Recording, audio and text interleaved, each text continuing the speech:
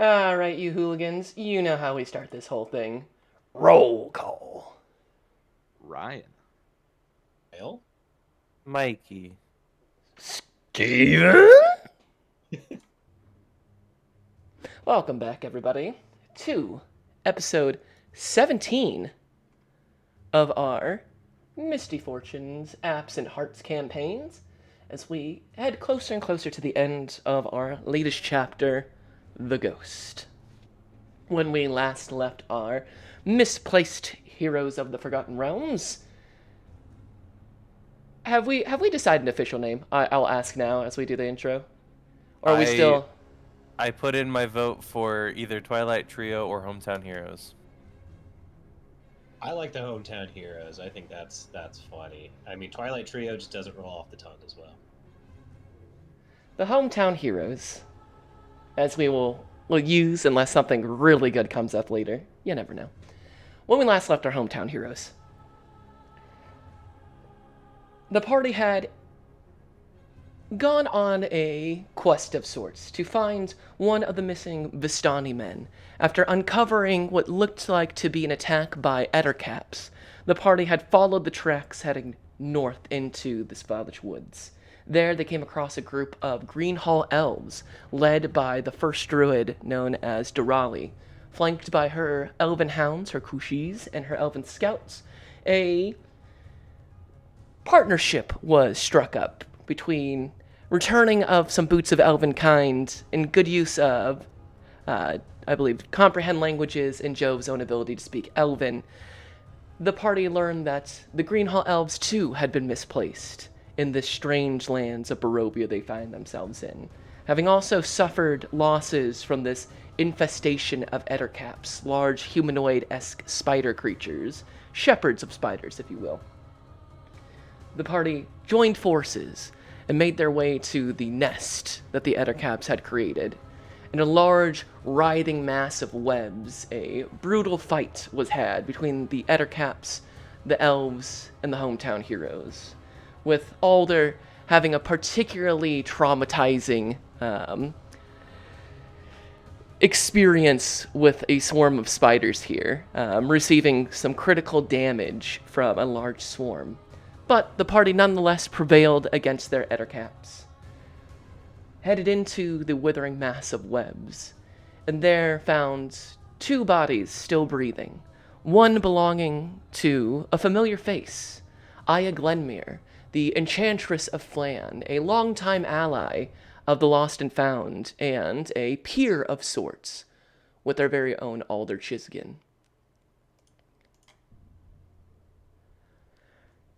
Having found Aya Glenmere, she passed on a few words that having lost the hometown heroes earlier, talks with the other factions back in the Crossing Inn had stalled. So Aya did the only thing that she could think of as the right move and went to go search for our hometown heroes to find out what had happened to them. She too had fallen to the mists of Barovia and had found herself whisked away into an unfamiliar place. There, sharing kinship with her fellow Greenhall elves, had tried to find her way through this strange dark place before being captured and poisoned by these ettercaps. Weakened and with the spell book in just as much tatters as Alder's own, the party allowed the Greenhall elves to take Aya Glenmere back for some rest, some recovery, and with strong sense of directions to find them at the Vistani camp, should she desire. The other body, however, was not so fortunate, and instead was an incubation of a swarm of small spiders that unfortunately Jove was the unlucky candidate to experience.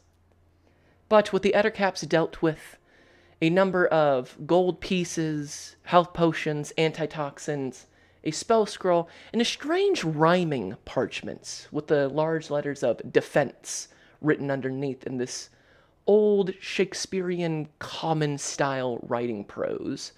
A strange rhyme. However, with all these items collected in a beautiful leather satchel to add to the party's belongings, the party returns back to the Vistani, informs them of the loss of one of their family members, and spends the evening with the Bogorobs. In the following morning, after a few interesting escapades in a not so successful attempt of seducing from Alderchiskin,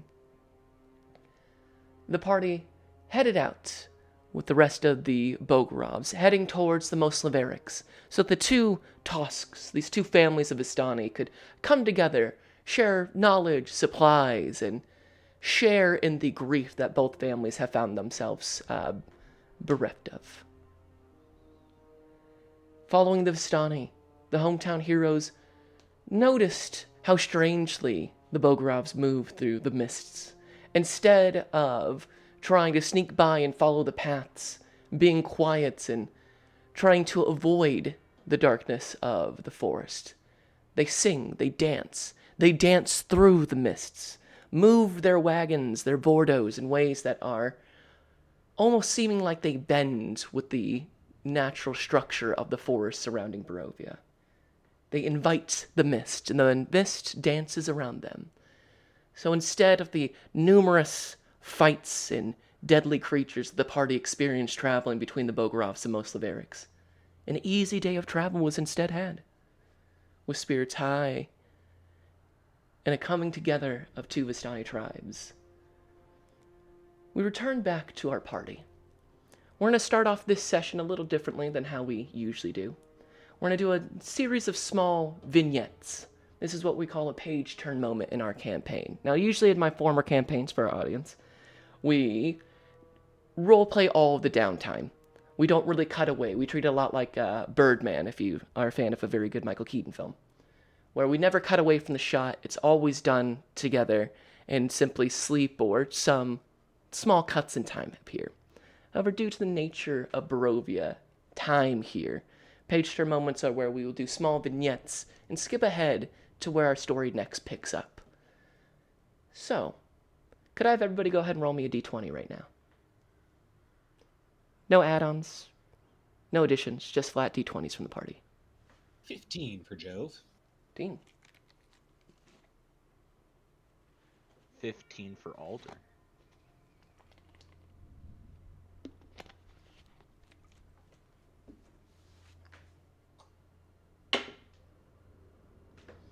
Virgil, what was your roll? 11. 11. Let's go. Alder versus Joe. Okay. Let's begin with Jove. Jove, over the next 5 days, it has been, as we get closer to that 5th day mark, it will be 23 days since your encounter with Alina and the curse that now sits within your stomach. You spend your time learning from the Vistani, watching their hunters trek and move through the mists, how they can conceal their presence from other creatures, other wandering eyes. You start to learn how they're able to have such big encampments hidden out through the forest, yet many people, minus yourselves, struggle to find them. It seems to be one part skill, one part luck, one part magic. A sort of dance the Vistani use, this chaotic movement as they seemingly swim through the forest in the mists of Barovia. You hunt, you gather, you learn. You spend time with many of the young hunters of both the Bogorov and Moslaveric tribes. However, Jove, as the days grow shorter, as time stretches on, the moon gets fuller and fuller. You find that you're not going out to hunt with them to learn after about the 2nd day. You're going to hunt to keep your urges down. You spend whole days away from the tribe, hunting, taking down anything and everything that comes near you. You tear into flesh. When you feel the moon sits upon you, there are many evenings where you feel called out to the forest. an itching, burning sensation as the moon's light washes upon you. Holes in the pit of your stomach. And you can feel your mental blocks, Jove, your halfling self is starting to become muted. You can feel that part of you being pushed down lower and lower as the moon grows brighter and brighter every evening, as it peeks through the dark-lit sky, as the stars subside and only the moon's light. You find that your dreams are no longer being chased, but a forceful, painful transformation of a hunt that never ends, and of suffering. For the dream always ends the same, with you covered in viscera, breathing heavy, in a state of such elation it could be almost seem like a high. And the scowling, torn faces of all those you hold dear scattered at your feet. You see Alder, you see Virgil, you see Freddy, you see Lapis, you see the Vomit Common himself. You see your father, you see your uncle, and you see your gaffer Caldwell. Every night the dream gets more intense. And every night, that same green ghost flitters through. That green light haunts you. And every day it gets just a little bit stronger.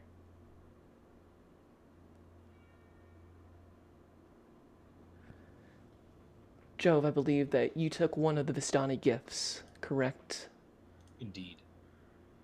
Yes. I believe you took trackless travel.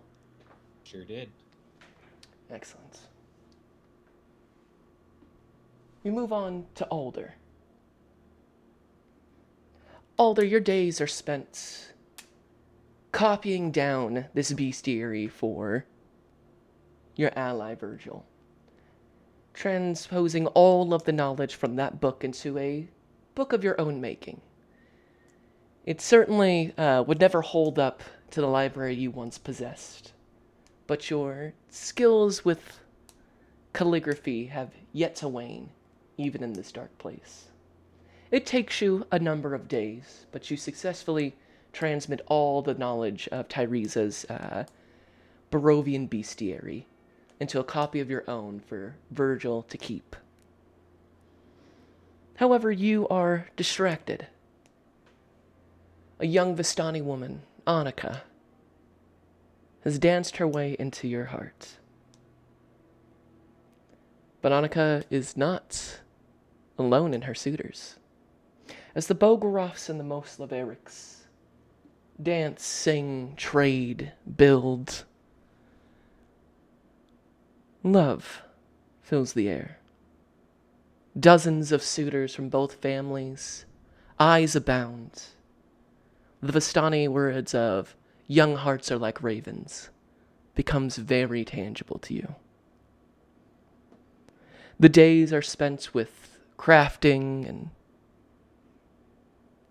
exploration, writing, chores. But as the evening approaches, the prostinata is shown every night. 2 Durocs instead of one given by each one of the leading members of the Vistani tribes, their captains and their Ranis changing out through the evening. It is there, Alder, that you see Annika and a number of her suitors dancing the prostinata, this fast, seductive dance. And as you watch, you catch Annika's eyes back to you.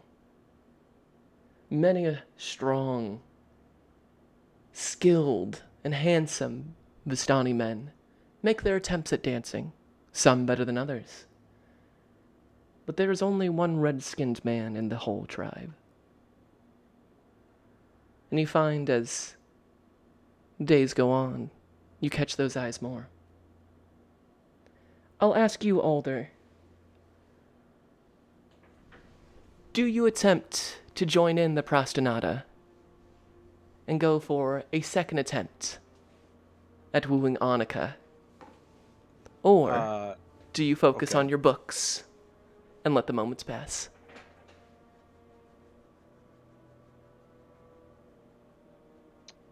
We're going for the Prastanada. And before we get into it, roll my portents, please.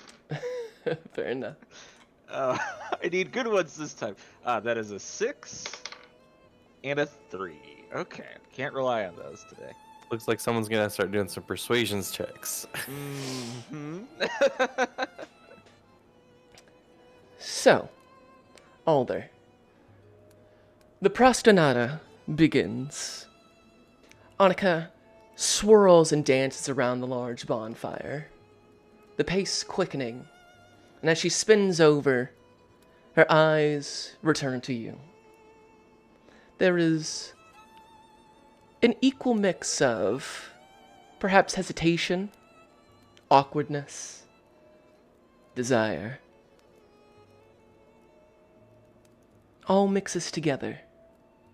As she matches eyes with you, she holds out her hand, just like the very first night you spent with the Bogorovs. Alder takes her by the hand. Go ahead and give me a performance check. Gonna play that in Dixieland, pretty mama, come and take me by the hand, take me by the hand. That's only a 3. Alder, the Prastanada is a dangerously fast dance. One that you managed to scrape by once upon a time. But Annika has something to prove. And as she spins and dances, your feet inevitably twist up. You fall. There is a number of laughter as Annika continues to spin the Prastanada. And for this round, you are left partnerless. The first evening draws to a close, Alder. The second night appears. The Prastanada starts once again.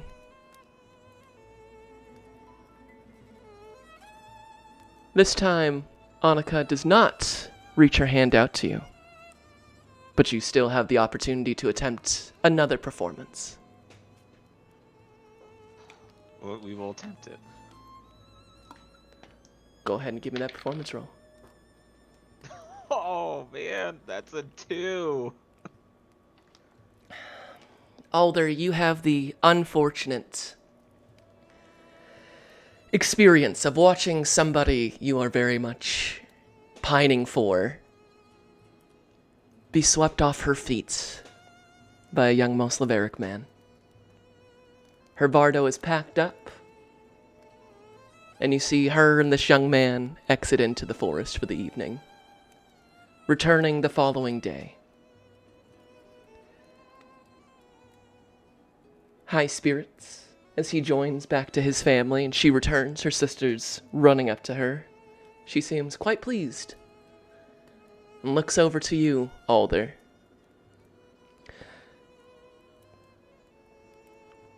What is Alder's face doing in this moment?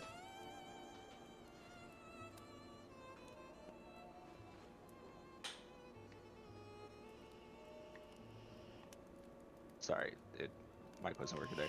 I feel like, man, it's like, it's definitely a kind of holding it together face. Like not super sulking, but like you could definitely, if you looked, you could definitely kind of see the corners there as he's kind of trying to hold a face, but probably still kind of looking a little down. Go ahead and give me a deception roll.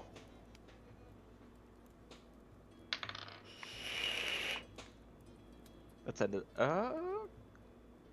it's a 12? Yes. Annika looks at you and you hold strong, Alder. You're able to put that mask on and guard yourself from the uneasy feelings that begin to fire up in you. Annika looks, and you know that she is looking to see your reaction. And you steel wall that. She is surprised. Clearly written on her face. You get the strong sensation you were supposed to be hurt by this. But whilst you fret on the inside, your face is able to maintain its composure. You hold it together, play it cool. And you find as the evening goes on, Annika won't take her eyes off of you. There's a almost wanderlust to it. As the third day goes on, the Prostinata begins once again. You see that she brushes off the young Moslaveric man. Her eyes set. Not quite hardened, but with a assertiveness to them. As she walks over to you as the Prostinata begins. It does not ask, pulls you up, pulls you in close. Go ahead and give me a performance check, this time with advantage.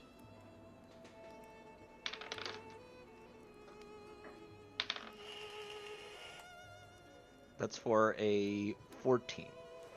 14 is just what you need. DC 14, just like it was all the previous times. A difficult dance for those with not a exceptional amount of performance, but one that can be achieved. With Annika helping guide you, taking care this time to not let your feet trip behind you, you have now seen the Prostinata done 4 times, more than most Jajoria will ever see it performed. Now she pulls you in tight. She leads this time. You switch roles. Instead of the guiding, twisting Vistani ballroom dance, where you attempt to lead and she follows, she leads you. You find your feet are sure beneath you. You dance and move, and as you do, you see a glowering gaze from a young Moslaveric man. He, however, does not have your same mask, Alder. He is not from the Zenitrim. He's not done the things you have. And the pain, the jealousy, and the envy is clear upon his face. As you dance the entirety of the Prostinata, Annika leading, the awkwardness swirling into something intimate. There's heat from the fire. Heat from her. She almost steams in the cold evening.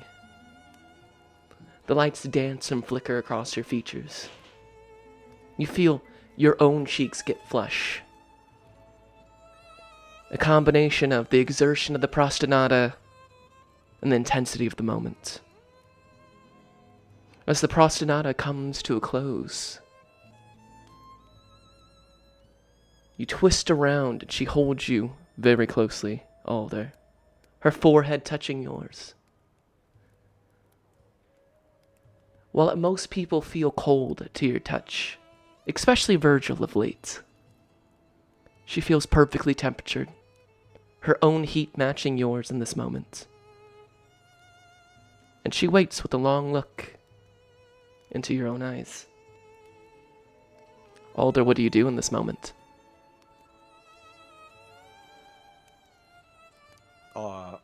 Alder would, clearly sensing the tension, feeling it there, he would lean in for a kiss with her. Though not much leaning needed to do here. Not much leading at all. You kiss Annika.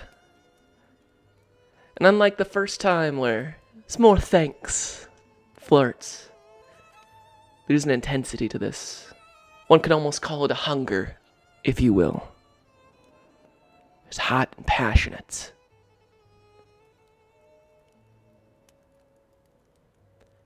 She takes one of your hands, curls her fingers between yours, tightens her grip. She begins to lead you away towards her Vordo.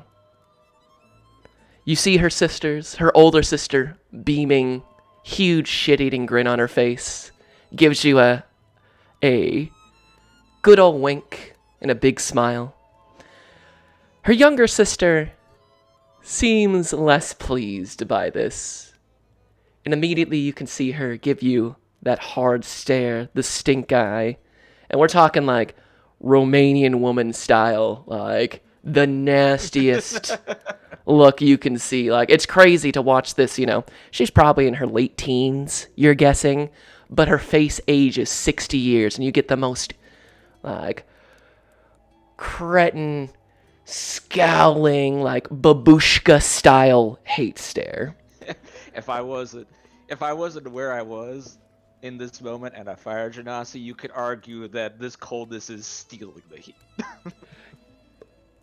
If looks could kill, you would have died long before you made it to this Vordo. But Annika is unconcerned, as the Vordo is packed up once more. She invites you to the seat and says, "Are you going to stay this time?" I don't plan on leaving this evening, if you'll have me. A smile spreads across her face as you spend the evening with Annika, arriving on the 4th day with just enough time to finish up your writings. You spend the rest of your time pretty much attached to the hip with Annika. You dance, you sing, you spend another evening with her, should you choose to do so. You learn more about her. And you find that she too carries the gift of the sight. Not an arcanist in the way that you are. Not scholarly, wizardly, not studied, the way that you and Aya, the wizards of Flan, if you would have it. A more sorceress inclination. You spend time quite literally playing with fire, shaping it. She helps you turn the colors, and you can't help but to feel such passion, Alder. Would you make me a charisma saving throw? Oh. That is charisma save. That is a 16. It's a 16. Alder, you are falling very fast. You know it in your heart. There is that very logical mind you possess, a keen mind. Your intelligence has always been your greatest weapon. Romance was something other people did, but you had to scrape by. You were a seemingly nobody from Flan. Raised by an aunt. You couldn't be so careless with your heart growing up the way you did in Flan. Your role models of Chab and other Zenitram members. Love is what gets people stabbed in the back. Love is what makes a blade dull. It clouds your mind, and you have always steeled yourself against it. Your whole time in Flan, sure, there were suitors that you could have chosen to, but never let your heart get played such. And with the 16 on your charisma saving throw, I will say, Alder, you have this moment on this 4th day, having spent, as we go into the 5th day, I'll say, having spent 2 nights with Annika and a whole day, just the two of you. You have danced the prostinata, listened to the Darokes. You hear your allies' words, as they are very aware of this coupling, as we will call it. You may let your heart fall and have it thrum and beat with the passionate heat for Annika. But you are torn. Your logical mind still holds power to you, Alder. And you know to do so will make leaving here all that more difficult. Should you even be able to leave. You know in one way or another heartbreak will happen. So I'll leave it up a character choice to you, Alder, as we enter this 5th day. Do you let your heart fall for Annika? Or is the Viper of the Zenitrim still holding the reins?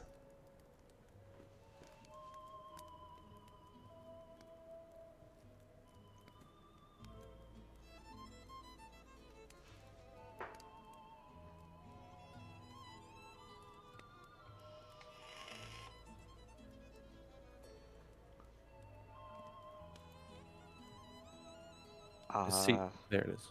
Yes, no, I was not muted. I was thinking here as Alder.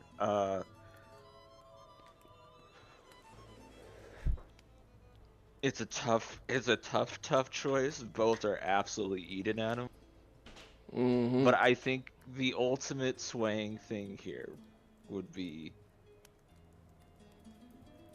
Alder also takes a look around, and this place outside of this is miserable. And this is the one good guaranteed thing he's had in over a year in any way. And there's not even the guarantee of getting out. I think Alder's gonna let it simmer more. I think he's gonna keep falling. Gate. Alder, your mind attempts to revolt against you. The logic, the needs, your past, your duty to your family, to your allies. Your desire, your knowing brain knows that you must return to Flan. The main virulence must fall. You have revenge. But you never expected to fall in love. There is no defense. You find it's impossible to push the thoughts of Annika away. So you grip her hand tightly. And on the 5th day, Alder, you are gifted your very own sky blue scarf. One of Annika's. Which she ties around your neck, stemming from the fact that you lack hair in a traditional sense. And with a gold pin barring the mark of the Bogorovs. Much like the necklace Donani possesses, a feminine-styled pin that holds the scarf in place around your neck. And you see the change in the Vistani as you wear this. You are welcomed in warmly by the Bogorovs. The Moslaveriks treat you politely, although you find a number of the young men, the suitors of Annika, and a few of their women as well. They don't have the same stoic ability you possess, and that jealousy and envy is wrought on their faces. Elias puts a hand on your shoulder and, with a warm smile and the wisdom of Vistani age, gives you just a brief nod, a squeeze on the shoulder, and a sense of approval. In many ways, Alder, you have been claimed. A different patron, if you will. But one forged as partners. In the flames of knots, endless knowledge, and cosmos is full of flame, with a deep, burning desire from your very own heart.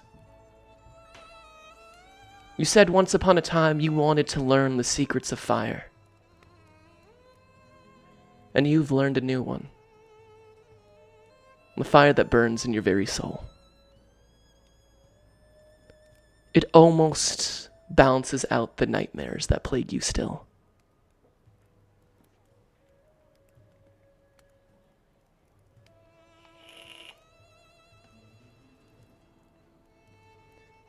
I feel that fire in the soul, damn. That was very touching. I had some time to think on this. Yeah, thank you. All there is... Go ahead. Oh, no. I was just going to only comment that, along with that, and as you said, I feel like the fire in Alder's eyes only burns brighter. And in fact, especially at seeing people jealous. The gaze, he keeps the Zenitrim gaze, but the eyes burn bright. You've got to keep the gaze. Or Oh, pride and joy. absolutely. We love him here. Gotta serve up them looks. Mm-hmm. Virgil. Yes, go ahead. Alder successfully completes the bestiary. You cautiously watch Alder as he originally fails some more. After that second night, you're sure that's put the stake in the heart of that beast. And yet you still watch Alder press on. And you are no stranger to watching someone fall in love. But you have something else to occupy your time. You are pleasant, polite, but you know that your true battle lies elsewhere. You know that this is not your home. These are not your family. These are not your kin. You have a mission. But you also know that something is very wrong with you. Food begins to lose its flavor. It all tastes bland. Your stomach fills, but your hunger does not subside.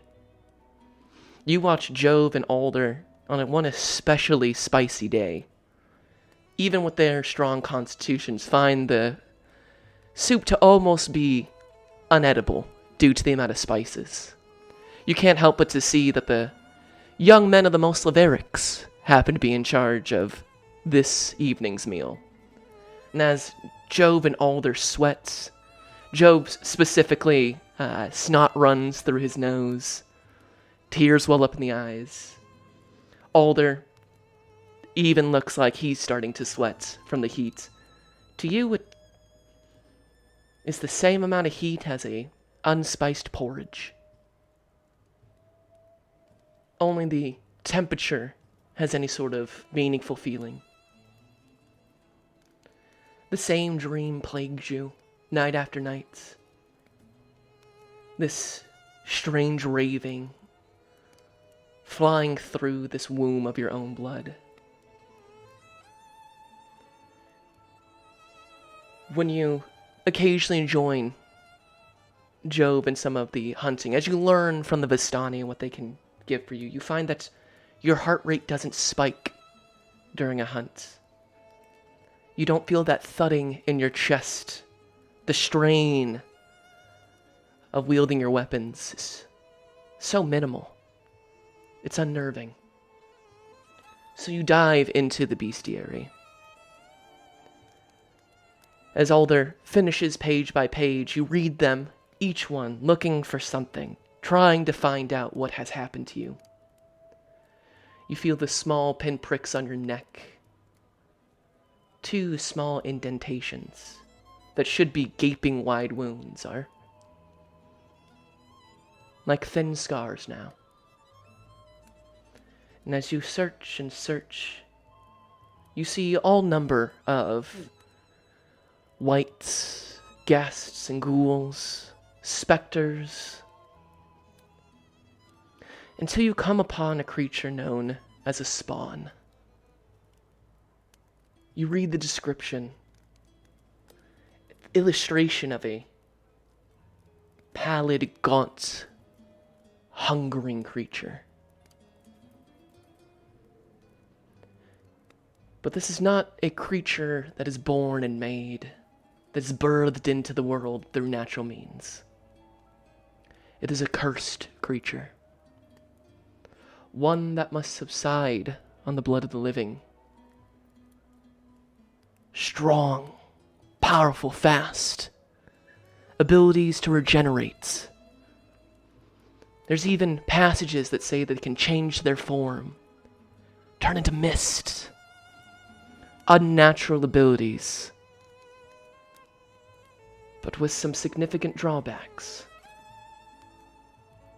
You learn that such spawn must feed after a number of days, or they will wither and die. Regular food will not sustain them any longer. And as the days go through, as you hit the third, fourth day, you feel that weakness. Your senses feel heightened. A young Vistani woman cuts her hands while lunch is being prepared, and as you're reading and mulling over this new information, this spawn that you read of, you feel your mouth salivates. There's a large thud in your chest as you feel your heart beat strongly for the first time in days. But you are not starving yet.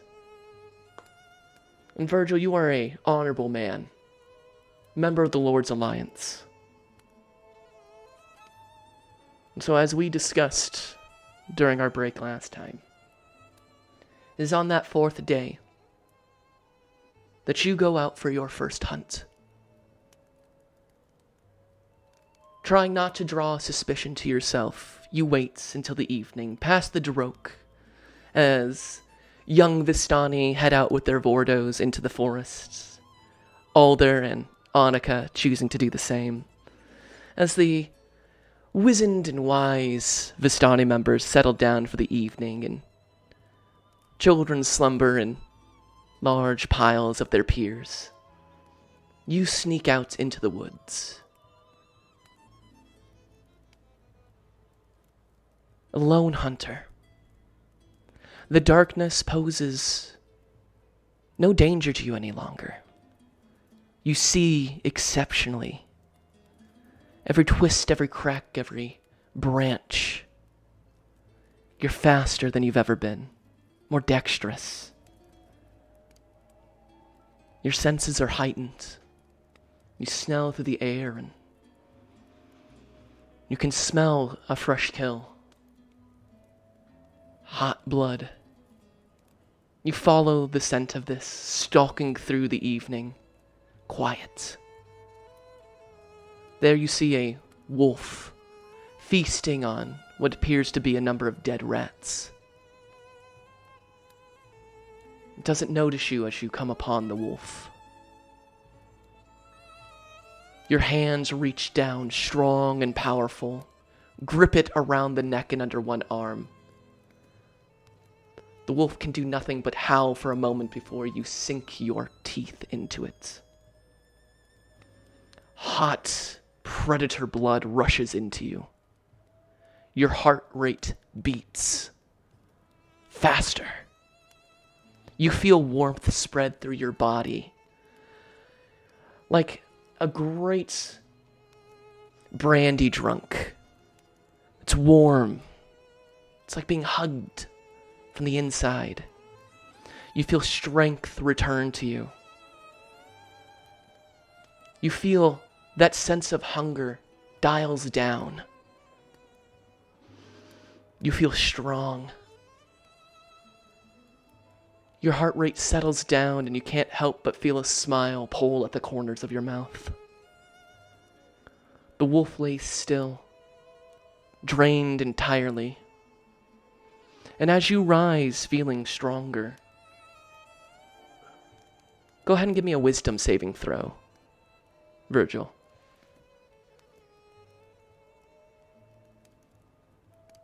Crit fail for a 1. You start to satisfy that hunger,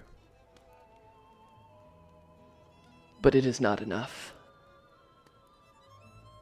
Your desires, sanguine urges, propel you forward, and you hunt once more. You hunt through the whole of the night until the gray light begins to shine from the east.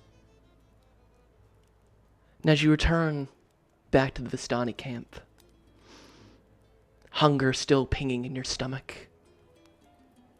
You're not sure how many animals you took down the evening before. But we'll say on this 5th day with that crit fail as you return back to camp.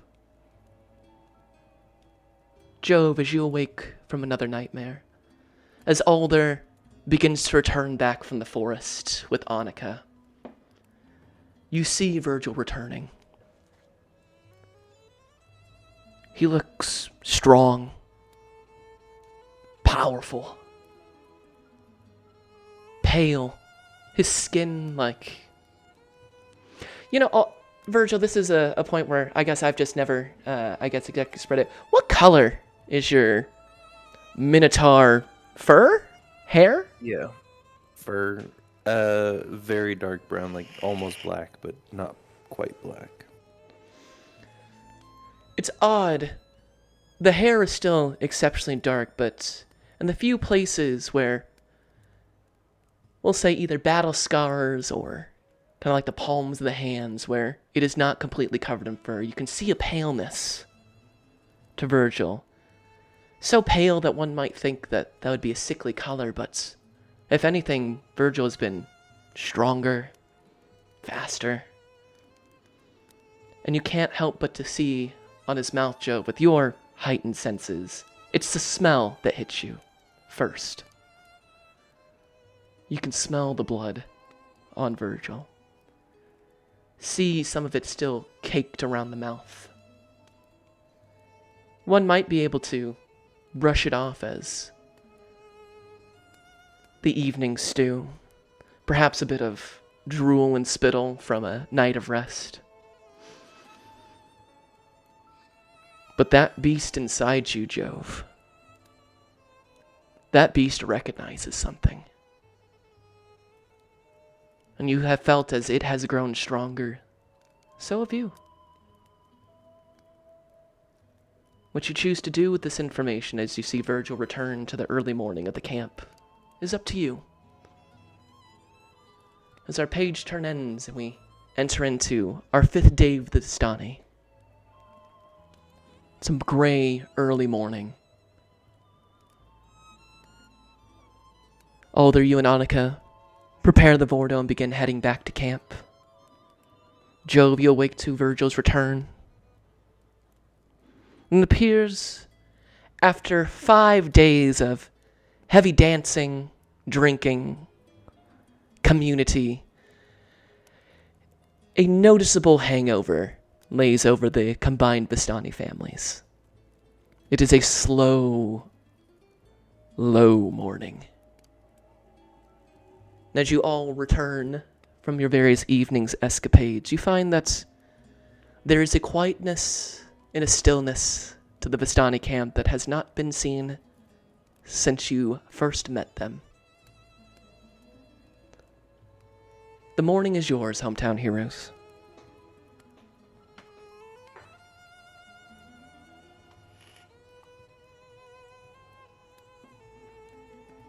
I would say that like Jove, clocking Virgil coming back in isn't gonna say anything, but is gonna try and catch his eyes.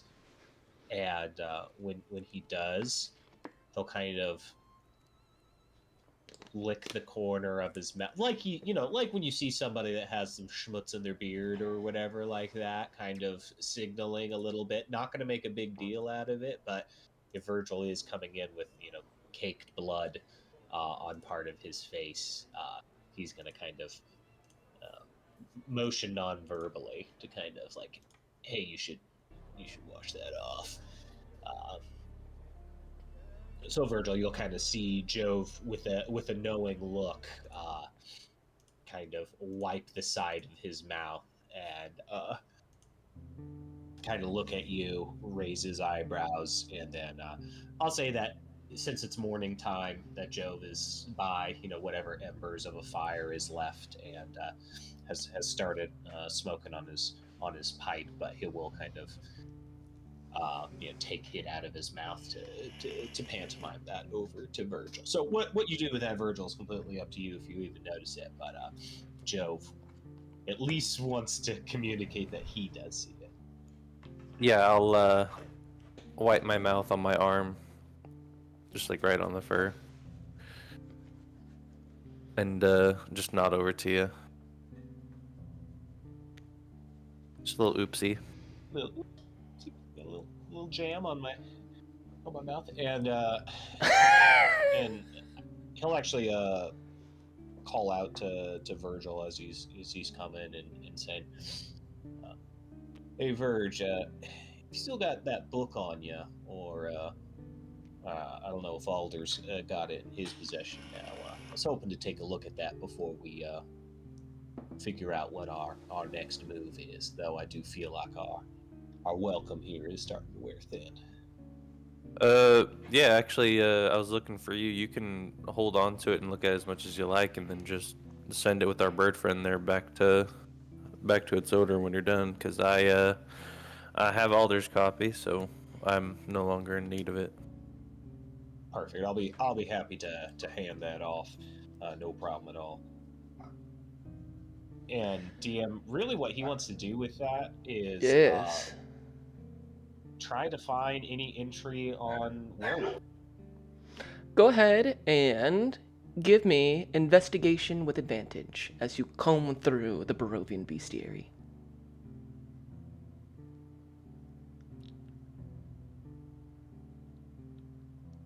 It's going to be a 16. A 16. You dive into the bestiary, Jove, in this early morning, looking for what pertains most to you. You find a section, one on werewolves. But it's not just on werewolves.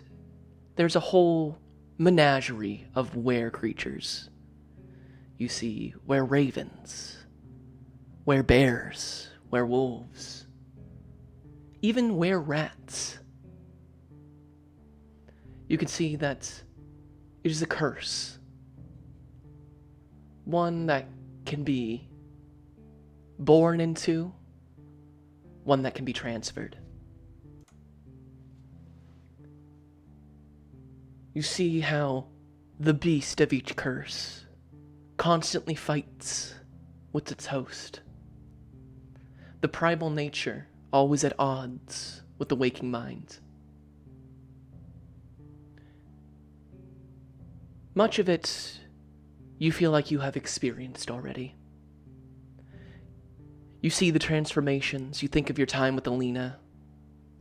You even think back to a strange prisoner who turned into a raven before your very eyes. A seemingly known quantity, not as rare as one might think. But there is something that does set your teeth on edge. Something that strikes you true that you have been feeling building. For the bestiary warns that on the gaze of the full moon, the transformation is involuntary. The beast is at its strongest under the full moon. And when that happens, a frenzy will take over the were creature. The most base animal instincts. And not a partial transformation or a hybrid one like the ones you use, Jove. A full bestial takeover.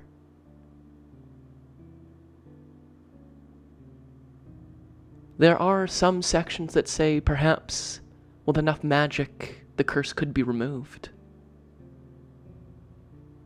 But there is no stopping the transformation in the full moon. At least none that this bestiary is aware of. and you think back on the evenings before, you know that you've probably only got about a week, less than a 10-day, before the transformation triggers. You feel the hair on the back of your neck stand up, and you feel that beast that lurks within the pit of your stomach. It is growing stronger, Jove. You feel that anxiety start to set in. But that information is now yours. You also find that where creatures, such as yourself, have a vulnerability to silver, a vulnerability you too possess. So Joe, go ahead and add on your character sheet, if you didn't already have it written down, vulnerable to silver. So silvered weapons. You will take double damage. Ouchie. The curse can provide great strengths, but as many of these curses in this dark place, there are drawbacks. No power is given freely here. And you find that this bestiary holds just as many cursed creatures as it does ill-born or monstrous. What you choose to do with this information is up to you, Jove, but you successfully glean much insight to your condition through the bestiary. He feels both dread and just a sliver of hope having read that, and having at least a tangential reference to a cure of sorts. That does give him some feelings of hope, knowing that there could possibly be a way to rid himself of this curse should that happen. Though the involuntary transformation does put a coldness in his stomach, something that he was fearing was going to be the case, but now getting confirmation. So he's not going to share any of that information, except I would like to have Acelios kind of on my shoulder as he is going through this, just so he can kind of absorb some of that information as well before going to return the book to our friend. Tyresa. Tyresa. The Ronnie of the Moslaverics. Tyresa.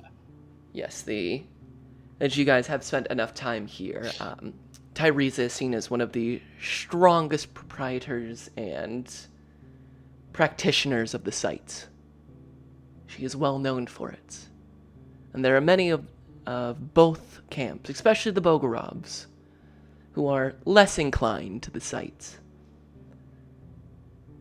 who spend time, ask her for readings, espouse on her. Some she gives freely, others for a price. And there are those few that she refuses, for the site must not be abused. So returning such a tome with its information appears very fitting.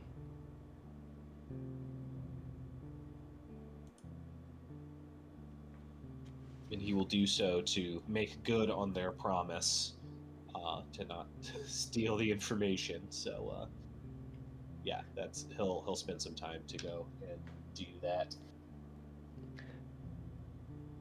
You return the Barovian bestiary to Tyresa, who is thankful for its return, and happy to see that you have made good on your promises to both their families.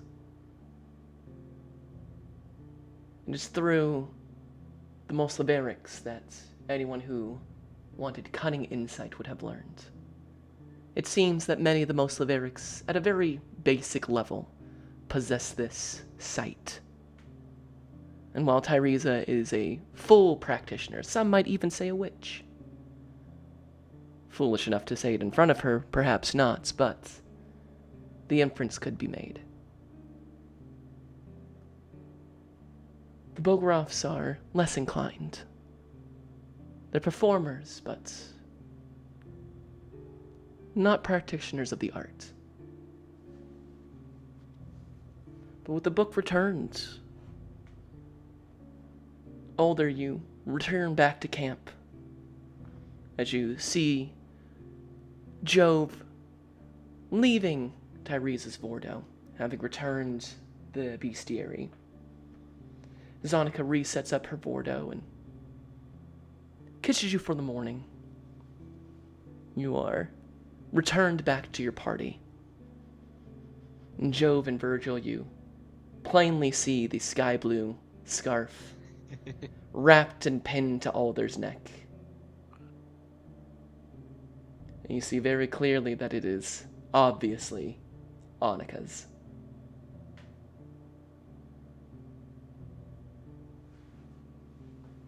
Well, good morning, boys. How's the day's been treating you? Not as good as they are treating you, it seems. Oh, you mean this? As he points to the sky. Oh, this whole thing. Yeah. You know, I've always thought blue might be my color. I thought your color was literally red. That was the joke, Virgil. Okay. But I don't know. I think it suits me. As he, I imagine, grabs whatever drink he has and kind of heats it up with his flames, taking a good swig. So, Virgil, did you ever get any use out of the books? Sorry, I know I got a little occupied, but I felt like I did pretty good work. I could even make you another one if needed to. I mean, if you have the money, but. I mean, I feel like figuring out about the Wonder Cats was a pretty good use of it. Wonder Cats? Oh, that was Things that we fought yesterday. Or not yesterday, earlier. He's mispronouncing Elder Caps or whatever they're called. Ettercats. Yeah. I knew exactly what you were doing as soon as you said it. I was like, It was very obvious that they did not. So I clarified that.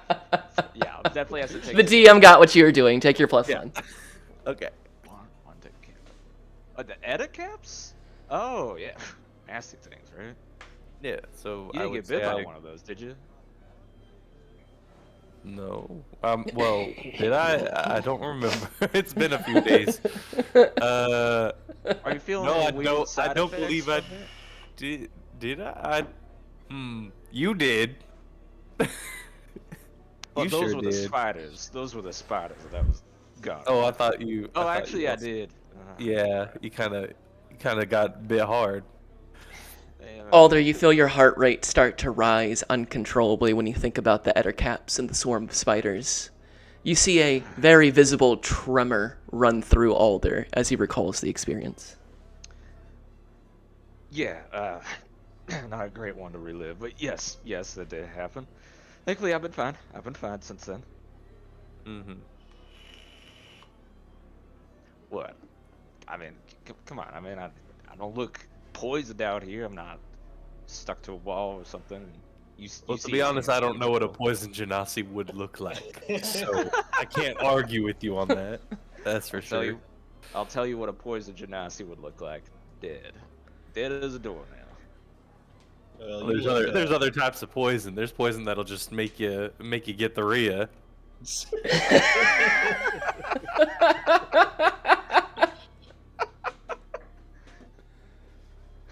It gives you Alder kind of a looks slow. positively virile, so I don't think we have to be worried about anybody being poisoned. Though I do feel that we may be poisoning our hosts as far as overstaying. Why would you do that? Oh,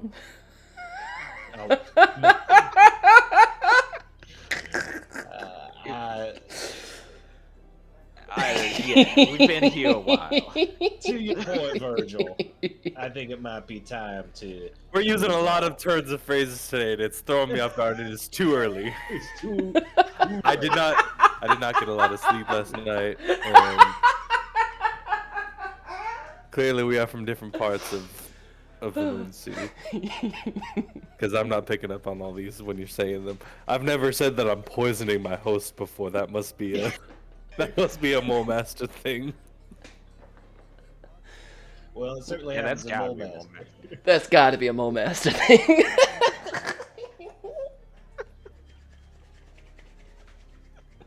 Poor segues aside. That would be a Mole Master saying, though. That is absolutely canon now. That is absolutely a Mole Master saying. At the very least, that is one of the Mole Master sayings that Freddy tried to pass off as real to. I forget who he did that to, but he would talk to somebody and teach them new sayings, and they were just completely made up. Oh, it was one of the guards outside of what I thought, Thrundrazi's tower. Yes, Yeah. the You know what they'd guards. say? Yep. Because I think you gave a different turn of phrase every time you Yeah. ran into them, and convinced him that he needed to shit himself if he wanted to win over somebody like a Thrundrazi.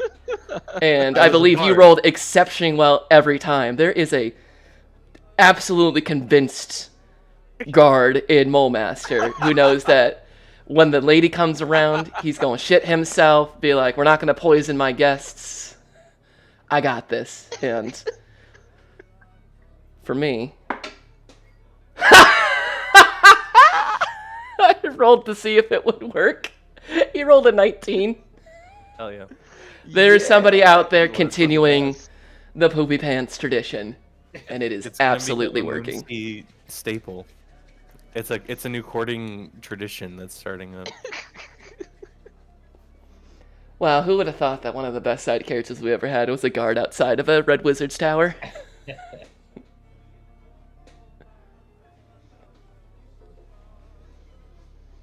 I must say that something has been bothering me. I mean, sleep has not been coming easy these days, anyways. But something about that unseemly visage we spied in the forest 5 days ago. That green light, those terrible eyes. I feel like there's something undone there still. I know it sounds like we may end up having to go speak to that Jenny Greenteeth, but no, we shouldn't be just chasing every light out into the forest. But I feel like it's worked its way inside me, and ghosts are real and all that. I don't know. Well, let's say concern heard, but for now, just keep an eye on it until it does something, because I think we've got plenty to worry about as it is out in the forest. So, just keep an eye on it and make sure it stays at bay. Speaking of which, what are our next moves after this? Home. Feels like Head home.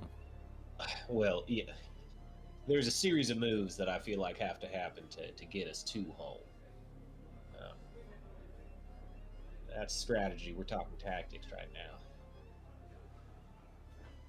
Alder, did I Figure out how to get home. you really are a battle master, aren't you, Virgil? Yeah. Alder, did our friend Aya, am I remembering that correctly? That she had maybe suggested going and seeking out this Jenny Greenteeth? Yeah, well, first off, you're right. Her name's I Glemir. And, as much as it pains me to say, she said that Jenny Greenteeth is out here, and that, yes, she's probably one of the more formidable casters.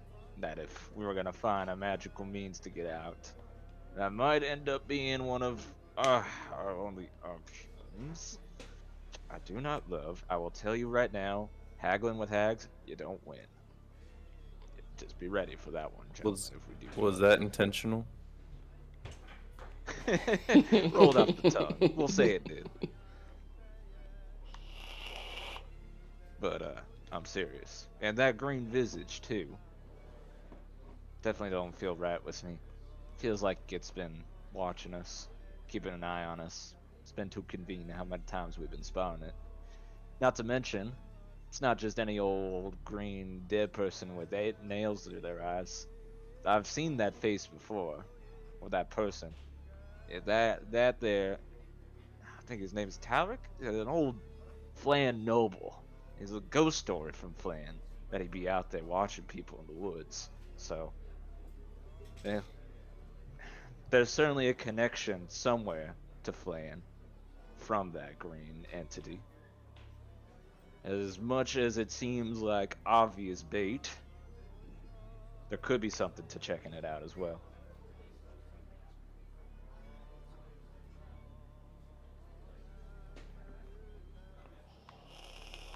That said, though, that feels like Jenny trying to call to us if that is the case, which. Oh man, I got such a bad feeling about that. Alder, as you say this, Jove, it's as he's speaking, right behind Alder, you see that green light once more. A trail that leads out towards the forests, heading towards the northwest. You feel it call to you. It interrupts, it makes all the sounds fade. As Alder explains part of this Flan ghost story, you can't help but to have your eyes trail and follow that green light once more. At best, it's distracting. At worst, Alder, you see Jove his facial features kind of go slack. His eyes stare past you, and they trail off into the forest as you continue to speak.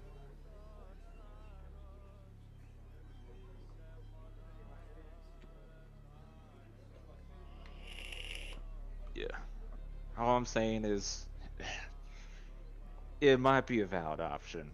I just don't like it. But there's clearly a tie there, and probably a tie with Jenny. I don't know. What do you think, Joe? Do you still feel like we should go after that? And Jove will raise up his right hand and point out to where he sees the light, and just kind of slack jawed, will say, I don't know if it's listening in on me or if I just not getting enough sleep, but as soon as you started talking, Alder, I see the green light. Do you see it? Please tell And me. Alder, as you look back behind you and follow Joe's eyes, Virgil, you as well, you do not see this green light that Jove is pointing to. You look all around and you see the Vistani beginning their days, but a green light trailing off into the woods? No.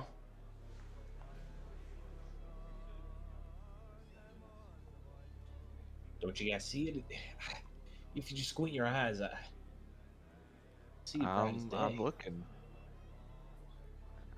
I'm looking, pal. Did it go away? I don't really see anything.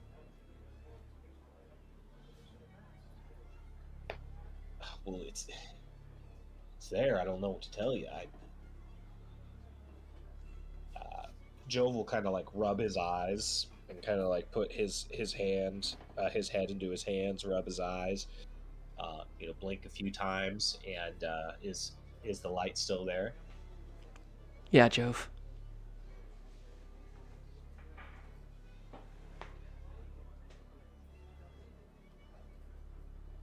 Well, I know senses can't always be trusted, but sure as I'm a halfling, that light is there.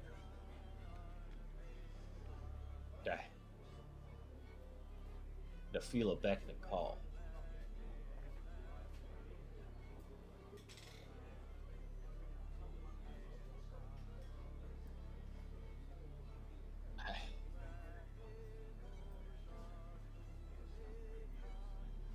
Joe, have you been okay recently too? Any symptoms of anything else come up recently? I mean, listen, we've seen the green light before. I know that's a lie, but you doing okay, pal? Any of us doing okay? Oh, I mean, you seem to be doing just fine, but Well, it's been a this good week, I guess. place has taken larger tolls on some of us than others. I, I don't mean to meet your concern with anger, Alder. No, Have I been tell feeling me. okay? I don't know if I've felt okay in a few weeks now, but right now, I,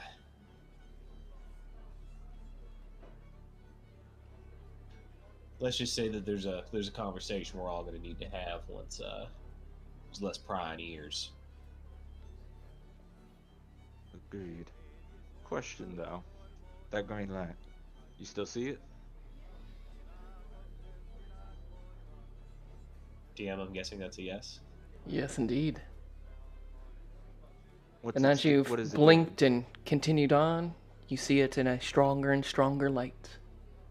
A path, a trail almost, that hangs in the air and wraps around the trees. What's it doing right now? Is it trying to contact you? Any mannerisms? What's the nature of it? There's no verbal component by any means.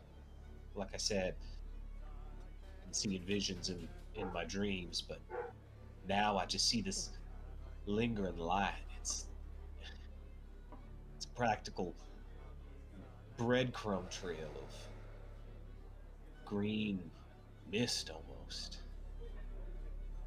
Now, I I've been out in the forest and tracking enough to know when something wants to be followed, and something in my gut tells me that whatever this thing is choosing to reveal itself,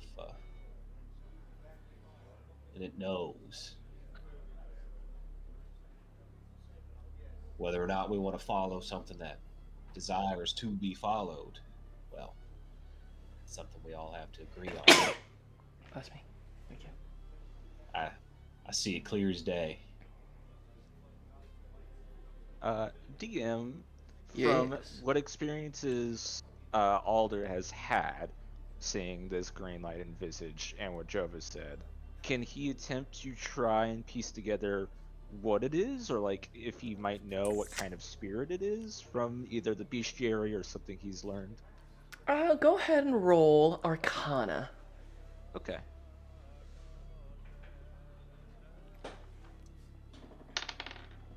For Arcana, let's see, that's a 17. A 17.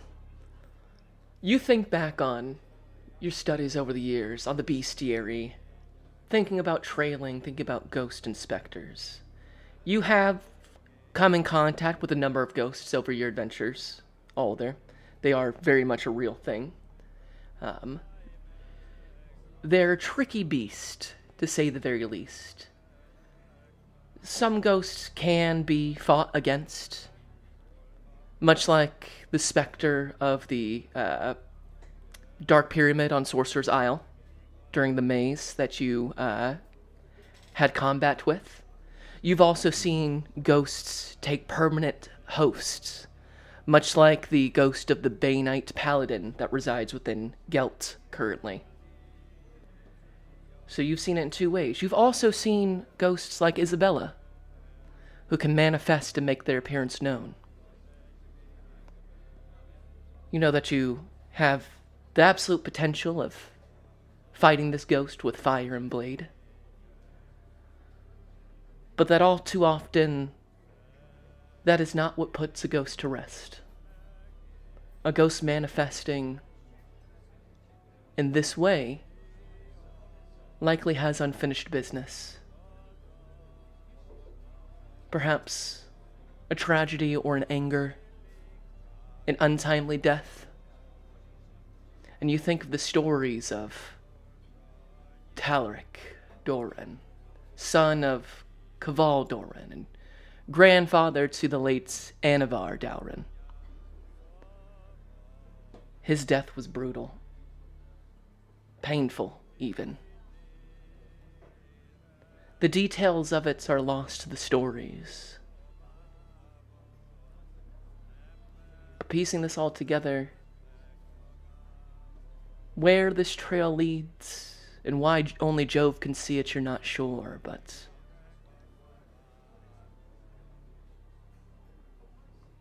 perhaps it is calling out to you. Those who call Flan home, who have spent so much time there, who walked into the mists in the same forest that you and your smattering of allies and enemies have all found themselves in.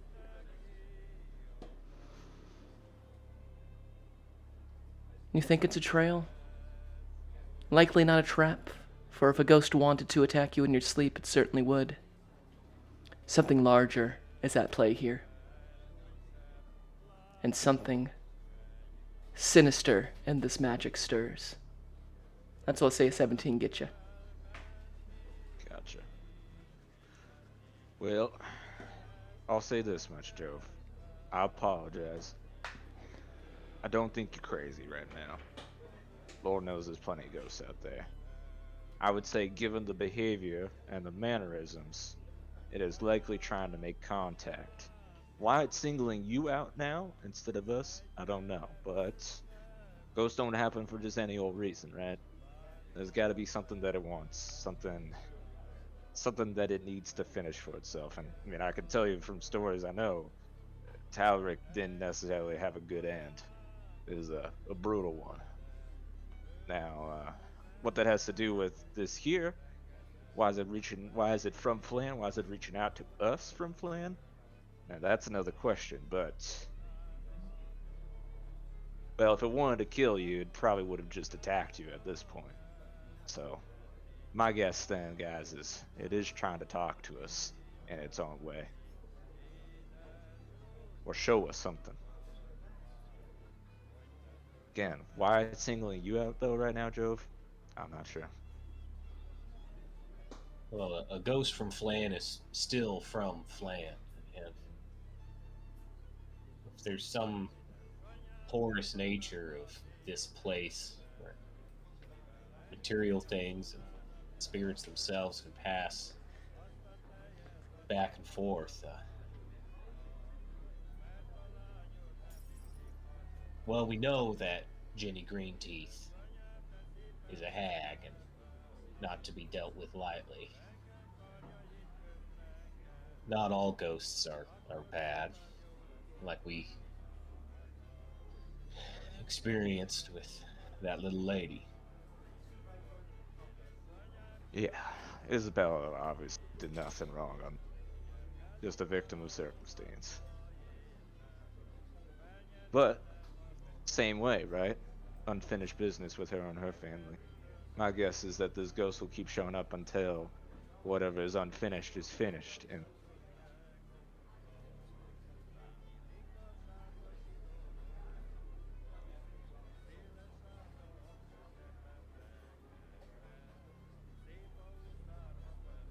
Well, maybe we can help finish that business, and if this ghost is anything like Isabella, perhaps can be reasoned with and learned from.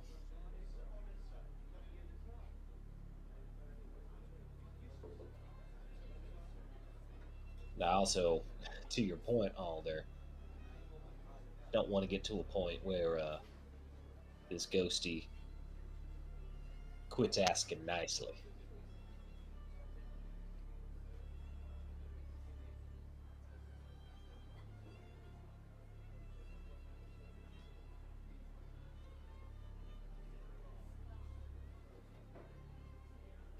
Plus, I don't even think we really know where Jenny Greenteeth is. Should we seek her out? DM, during this time, can I be leafing through the book looking for entry on ghost? Uh, Trying to Go ahead find and what roll kind of me ghost this might be. no. an investigation whilst they are Okay. talking amongst themselves. 12. 12. Looking through, there is numerous sections on ghosts, ranging from, banshees to wailing spirits, ghouls, and the likes. I'll say with a 12, you do find a section on ghosts, and confirms to you that a ghost reaching out in this way likely is looking for a conclusion to their death. A rider that constantly rides the forests on a quest that never seems to end is likely looking for the end of that quest, or at least something that can lay it low. Well, fellas, if it's if it's looking to finish something and it's reaching out to us, maybe it thinks that we can do something. If we're gonna be hometown heroes, we might as well be hometown heroes to everybody, including the non-living.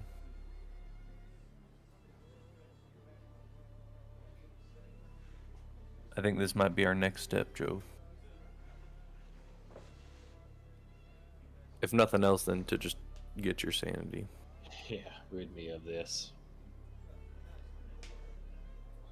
Well, I'm glad to hear y'all say that. And I'm happy to start off on this journey when we see fit, though. Alder, you may have some goodbyes to take care of, and want to give you time to do such. Appreciate the thought on that one.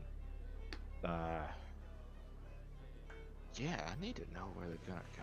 Oh, jeez. As he's like thinking to himself. Yeah, we'll give ourselves a little bit of time.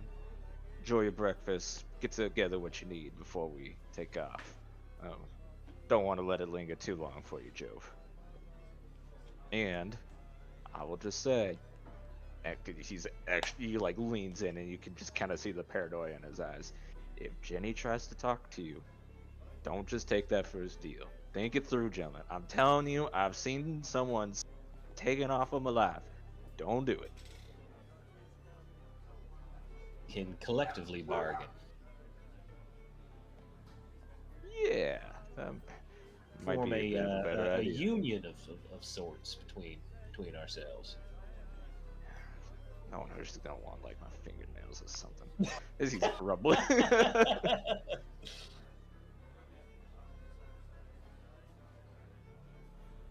I think with that, then I'll be like, well, I'll leave you be then, gentlemen. As he would go over and would convene with Annika as well as Elias, just to let them know where he's heading and talk with them about a means of finding them again in case they move.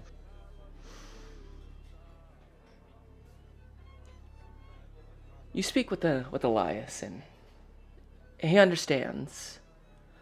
However, it is time for the Vistani tribes to begin moving once more. They have spent enough time coiled up together. It is time to decouple, in such a sense. The problem Elias brings to you is there is no way to find the Vistani once they move. 'Tis their nature. I was gonna say it's kind of their thing. So unless you have a magical means to find your way back, he tells you is their way. And a choice has to be made, Alder. He does not know, do we? That one might say it is counterintuitive to the Vistani to let people know where they are consistently. In fact, one would say that they dance to the mist to avoid such things. But Elias puts a firm hand on your shoulder. If it is meant to be, it will be. If you are destined to walk beside us, then you will hear the Prastanada one night and dance with us once more. But I am not the person you need to be saying goodbye to. Squeezes your shoulder firmly. You can see that he kind of claps like his hands onto your neck. You can feel it, poignantly puts it on the scarf with a little pin that is very much Annika's and very much Bogorov. He looks at you wistfully, like a man who very much understands romance in this way. Gives you a nod. Very European style kiss on the cheek. Nods to you and continues to prepare his family to pack up and begin moving once more.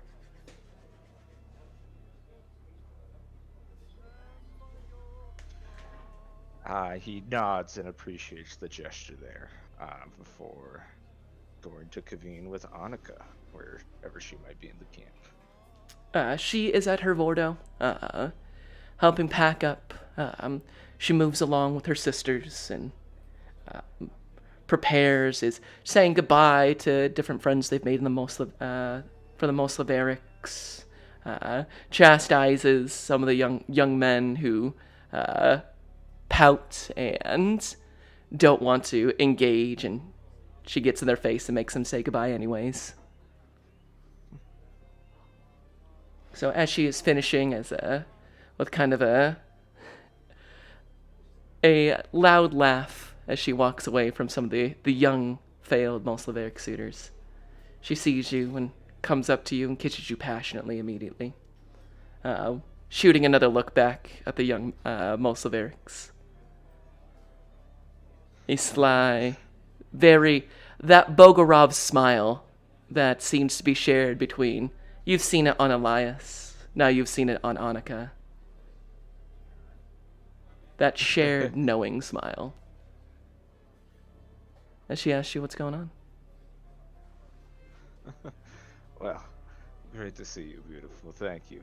I need to talk with you about something real quick if I can. Is it okay if I pull you away for just a second?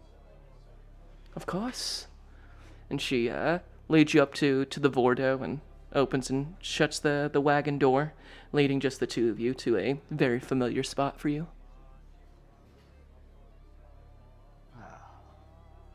Well, I gotta say, this has been one of the loveliest weeks I've probably had in a long, long time. And I know when I see that y'all are packing up right now, I need to be honest with you. I've still got some unfinished business that I gotta help some of my friends here with. One of them I think is even haunted right now. And there's a nature of how we got here. I think might be at the heart of it. I told them I would help them, and I aim to do that, but I know that you all are leaving too. And I want to find a way to find you guys again, to get back here again, and I can even develop a means. I can make something, a device, or find a scroll. I can do it, but I might have to go away for a while. She looks at you and... Go ahead and roll me insight.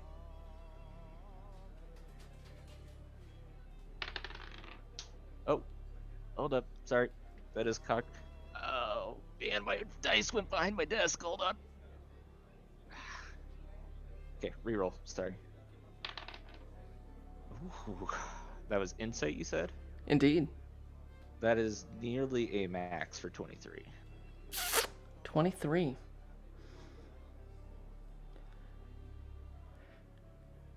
You read her face, Alder, that you have come to know quite well over the last few days.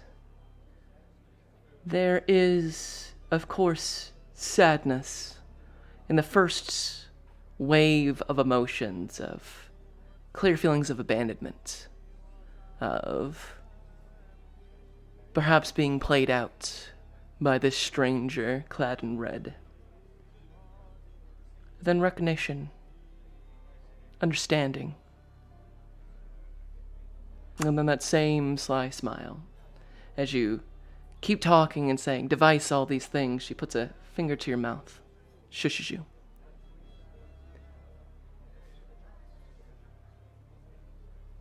It was me who found you on the Prastanada.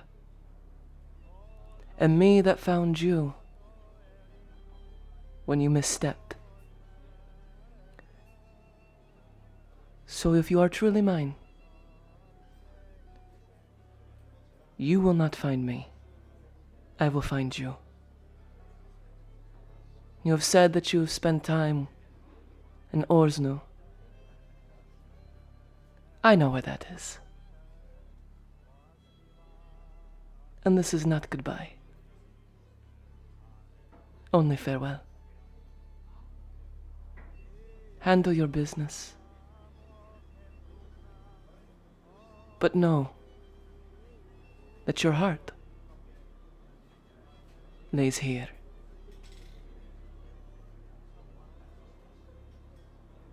And he'll kind of grab her by the hands as she says that, and lean in and give another kiss again, and say, I don't want to just kind of give that up right now. I'll see you again. It's just farewell, not goodbye. You go to stand, and with the deft and skill moves of a Vistani dancer, you are straddled, the Vordo is closed off, and Alder doesn't return back for the better part of an hour, guys.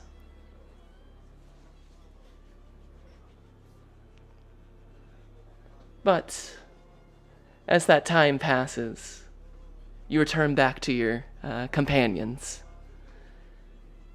Virgil and Joe, was there anything you'd like to say or accomplish while Alder says his farewells?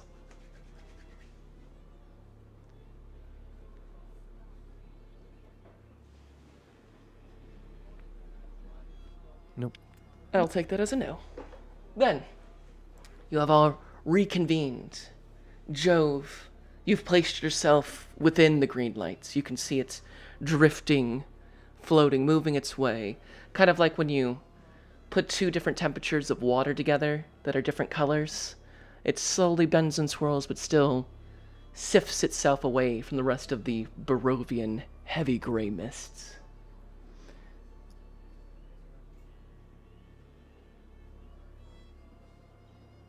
If all are prepared. Jove, how closely do you follow the green path?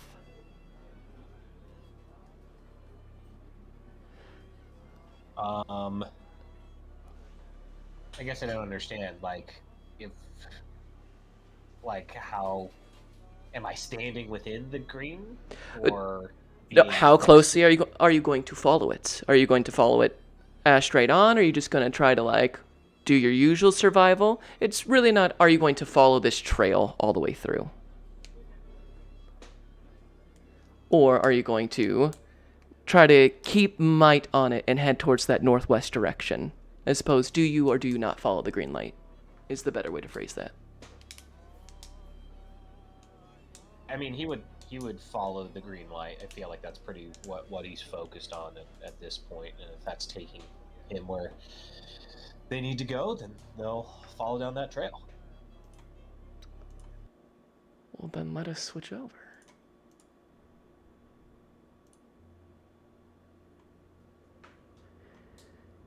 Having said your goodbyes to the Moslaverics and the Bogrobs, as the nomadic tribal people of the forts of Barovia once again dance into the mists to continue their journeys flitting from place to place. With love gained, knowledge obtained, and respite from the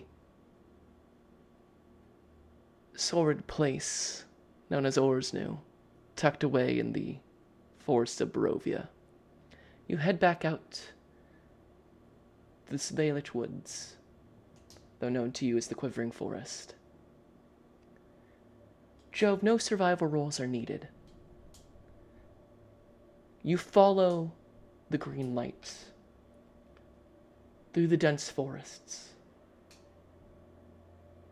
The mists swirl and cloy around you. As you lead the Vistanis, you can feel that presence in the mist, kept at bay by the old knowledge that the Vistani possessed, now falls upon you all once more. The cold returns. The music fades. The silence greets you all once more. Like dipping your bodies into a cold ice bath, the mists wash over you. You follow the green light. The mist swirls so heavily, there are times that your field of vision goes to no more than 5 feet. It is a dangerous trek, Jove. The pathing seems exceptionally patterned. There are places where the green light moves through trees, impossibly so. Shirks and moves as if avoiding something, but running straight into rocks and other places. An unnatural pathing. And as you travel deeper and deeper, can I have everybody go ahead and roll me perception checks?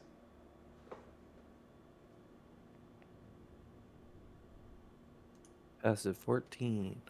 That's That's 14. 12. Nat 20. Nat 20. Alder, you hear it first. It's an odd whispering voice. As the path has widened, the trees have grown sparse. The mist seems to recede, though the gloom is as oppressive as ever.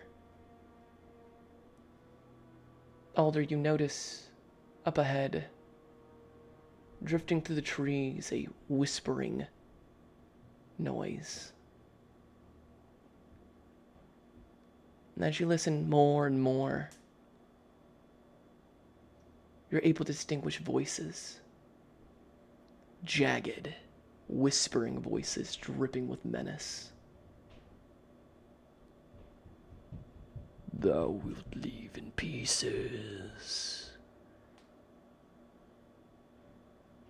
And you can hear what sounds like large, lumbering limbs. Something ahead, ever so quietly, unbeknownst to your companions. Something big is lurking in the mists forward. And noticing that, he will stop real quick and just put a hand on both of them, as I imagine he's between them with the marching order. And he'll put a finger up to his mouth and just whisper, "I can hear it. There's something in the mist. Get ready." As he will cast mage armor on himself personally.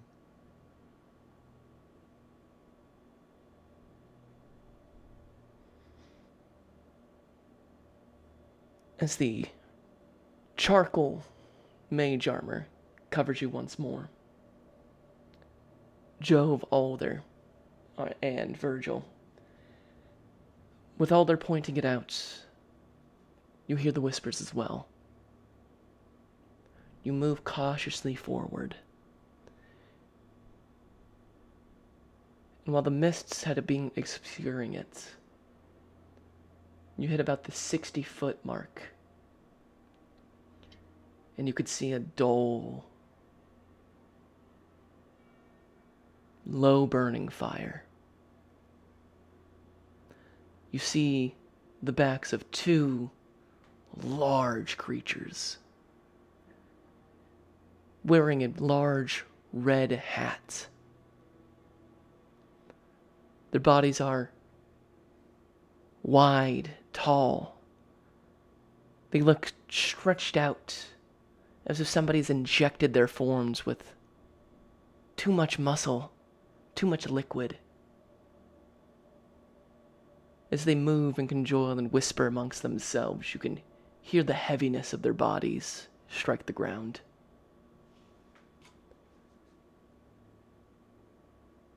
And they speak in this guttural, low, scratching whisper. And you hear odd phrases as they rip into something.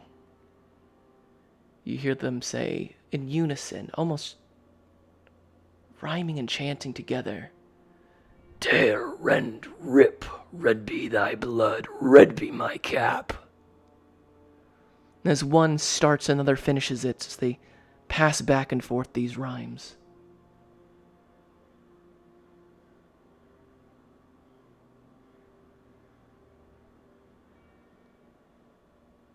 Are they in like kind of a clearing, by the way? Like how thick is like the fog to conceal us, or the mist? With that nat 20 in perception, and you guys moving forward, the mist has obscured you guys to the point where you have not been noticed yet. You feel that had Alder you not heard this, you would have walked straight into their clearing, and probably walked straight to the backs of these creatures. But with that nat 20, you feel that you still have the drop. I'm gonna put my hand up and slowly reach into my pocket and pull out the book. I'm gonna look through the book and see if I can quickly find these guys. Go ahead and give me an investigation check. 8. You skim through the book, trying to find something that matches, but big, large, stretched and filled humanoids wearing red caps. Nothing matches in the book. Big shrugs from Chaboy.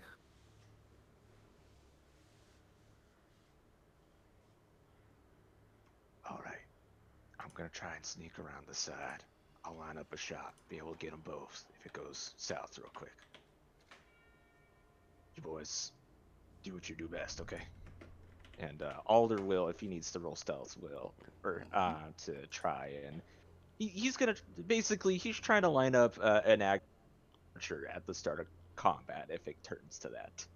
Okay, that's got a range about 30 feet, so you need to sneak about 30 feet off to the right. I will say this will require a stealth check. Okay, and I lost my boots. Wait. Meh. Portent rolls. Right, I will roll those right now. Portent rolls first. We have a 11 Okay. and a 10. So averages, basically. Gotcha. Average rolls. 10, 11. Go ahead and roll me stealth. Okay. For stealth, I do have a modifier with that one. It's for a 14. 14.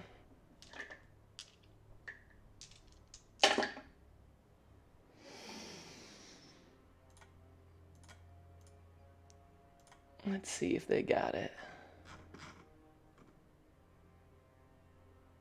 Give somebody your portent dice. Do they add like their mods on top of it, or is it just like you rolled an 11? I think it changes the roll, so you would still add your modifiers to it. You would if add get modifiers, Correct. but it changes the roll, yes. Gotcha. It essentially changes any dice roll, is what it is. Like a d20 dice roll.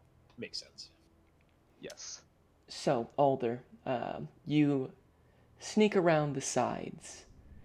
You line up, you get that perfect 30 feet out so that the end of your Agnazar Scorcher will cover both of them.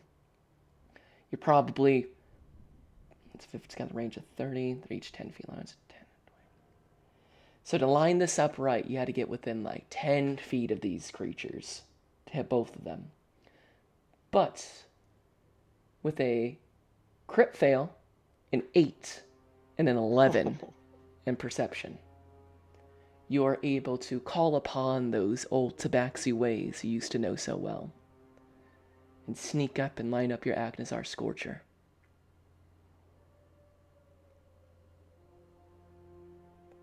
Jove, Virgil, you guys are probably, say, since we had to move Alder 30 feet that way, you're probably about 30 feet from the backs of these creatures. Are you planning to wait till Alder opens up the Agnazar Scorcher to move forward? Yeah, I kind of want to. I don't know how this would work in D&D's 6-second turns, but as I see him like channeling the fire, just kind of start charging in. Absolutely. Seeing it enough Well, times, I feel like I would know the timing of how long it takes him to channel something like that. Yeah, and I think especially seeing Virgil now, knowing him and seeing him start to charge, Alder would let the flames go. So, let's have everybody roll initiative. Okay. And then we'll consider this, we'll do this Baldur's Gate style, consider this a surprise round. So we'll roll initiatives, and then you guys will have all 3 of your turns first, and then we'll go into the actual combat where the combatants get to have their turns. Cool. So, let's get them initiatives. It's another roll off the table. I'm rolling a little too hard right now. Darn it. I know, right? It's It's rolling crazy. too hard. It's rolling too hard. All right, 16, 17, and 11. All right.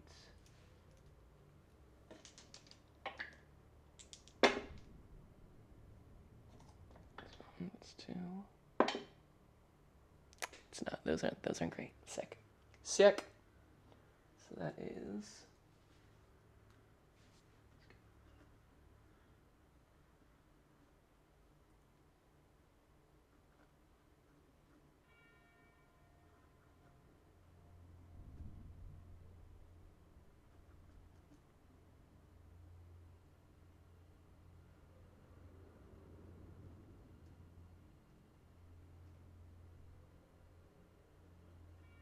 Okie dokie. So, during this surprise round, as Alder, you begin to unleash your Agnazar Scorcher. You feel that flames rip up through your skull, through your chest, around your head, Ghost Rider style, as you exhale this flame. And that same kind of moment, we actually go to the top initiative with Virgil. All right. I am charging in with my silvered pickaxe. And I'm gonna do a smang. Let's see it. Do we have advantage from surprise attack? I would say yes. Okay. Much better. This is a 20 to hit. 20 will hit. Are they holding anything? They are indeed. They are What are holding they a holding? great club. Okay. Yeah, I'm gonna do a disarming strike, which is a strength save. A strength save. Now that is something they are good at. Does a 12 do? It does not. All right. See. As it takes 14 silvered piercing. 14 silver piercing. And I'm gonna like stick the pin of the pick into the club and just yank it out of its hands, and then stomp a hoof down on it and pull the pick out, and go for a swing at the body. All right, let's see it. with my extra attack as a 17. A 17 will hit. Yeah. I'm not going to use any superiority die here, but that is a... How far away are we? You are a perfect 30 feet away. We were at the start. Yes. So I believe you used Okay. your full movement to... Gotcha. I was like, wait, are we still 60? Okay. Then yeah, I don't need to use a maneuvering for Jove. That is 7 silvered piercing on the second one. For 21 damage altogether on the opening strikes. Yeah. You rush up behind, and as Alder begins to release said flame, you strike twice in quick succession, immediately rip the great club from them, and deliver 2 strong strikes to the arm and the body. And A knowing loud, what's heavy coming, "Ugh!"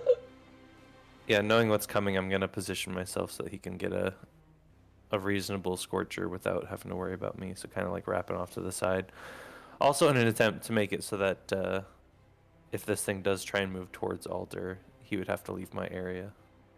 That is easy enough to do. And it's real easy for Alder to set up their strikes since they're large creatures. They take up that 10 squares. So even if you'd have to get right on top of it to get in his way because they're so large. And as you strike this creature and it begins to try to get itself up to turn towards you, these bad boys are easily 10 feet tall. They even make Virgil look small by comparison. But it's not their turn yet. With that, I believe it takes us down to Jove. Yes. So he will move his 25. And so on the way, we'll throw a javelin. Nice. That is for a 22. You need 22, that will hit. We're looking at a minimum of 4 piercing. Piercing. You got it. Then he will have the Whip of Warning in his offhand and will end his turn there. Sure thing, you got it. Now we go to Alder. As you release your fire magic, I need to make 2 dexterity saving throws. Yes, please. They're not particularly dexterous. The one that Virgil struck rolled a 12. The one next to it rolled a nat 20 minus 1 for 19. That one will save. The first one will fail. Wait, did this thing leave my area? Sorry. No. Okay. They haven't moved. What do we got? What we got? So that is for 15 fire damage, half, and I believe rounded down for the one that's saved. 7. Oh, those were save 7. rolls. I thought their attack Yes. wasn't like, whoa, Yes, wait. yes, yes. No. And 15 for the one that failed. His flames run up its body. Yeah, in this first opening 6 seconds, one of these guys takes a javelin and a gout of fire. The other one took 2 brutal warpick hits and then is completely covered in flame.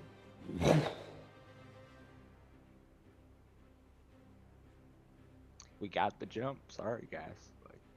You did indeed. Now Alder, we just need to not miss. Yeah. Anything else Easy with enough. with your turn? You do have full movement in your bonus action. Yes. I'm just thinking of where exactly the position. He'll probably at that point, because his position is revealed. He'll probably move to get behind Virgil. You move and get behind your ally as these creatures, these large, strong, seemingly filled creatures. It's this odd, it's like they move, it's like there's parts of their body that hang out in different areas, as if something's been put into their bodies that's not supposed to be there. It's this misshapen, almost doll like imagine a Cabbage Patch Kid that's 10 feet tall that's been overstuffed, wearing these large red caps. As they stand and turn to face their adversaries, you see the two in front of you all, and on the other side, a third stands up, just a little bit taller than the other ones, and lets out a large, bellowing rhyme, and says, "Nasty tall one, so haughty and vain, I'll cut the fats from thy sweet squishy brain." As we go to the top of initiative with Virgil once more. I'm gonna smack him. Let's see it. That is a 12. A 12. That hits. Nice. And he's still disarmed, correct? He is currently disarmed. All right. 10 silver piercing. 10 silver piercing. You got it. And then extra attack. Yes. Nat 20! Oh, okay. Let's go. Do I spend a superiority die just to do it? I mean, Just to get the extra? No. I certainly wouldn't blame you. Oh, I rolled max anyways. Okay, Yeah. that's 19 silver piercing.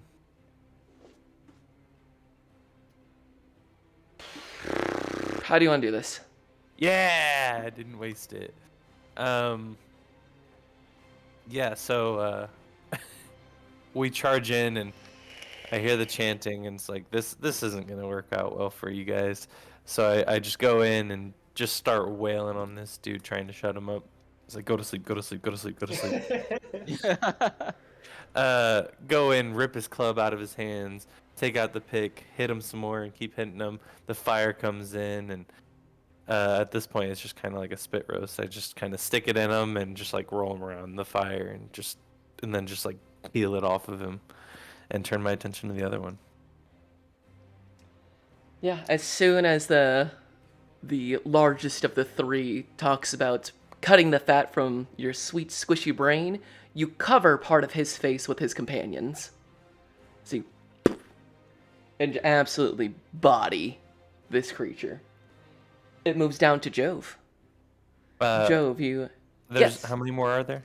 There's two. There's one on the other side of the fire. So because of the big, large body in the way, about 10 feet from you. And then there was the one right next to it that, since they're 10 feet, you could move 5 feet and then be in his range. Gotcha. Yeah, I'll go up next to him, and again, just kind of position myself so he'd have to move away from me to get to Alder. Perfect. Now we go to Jove.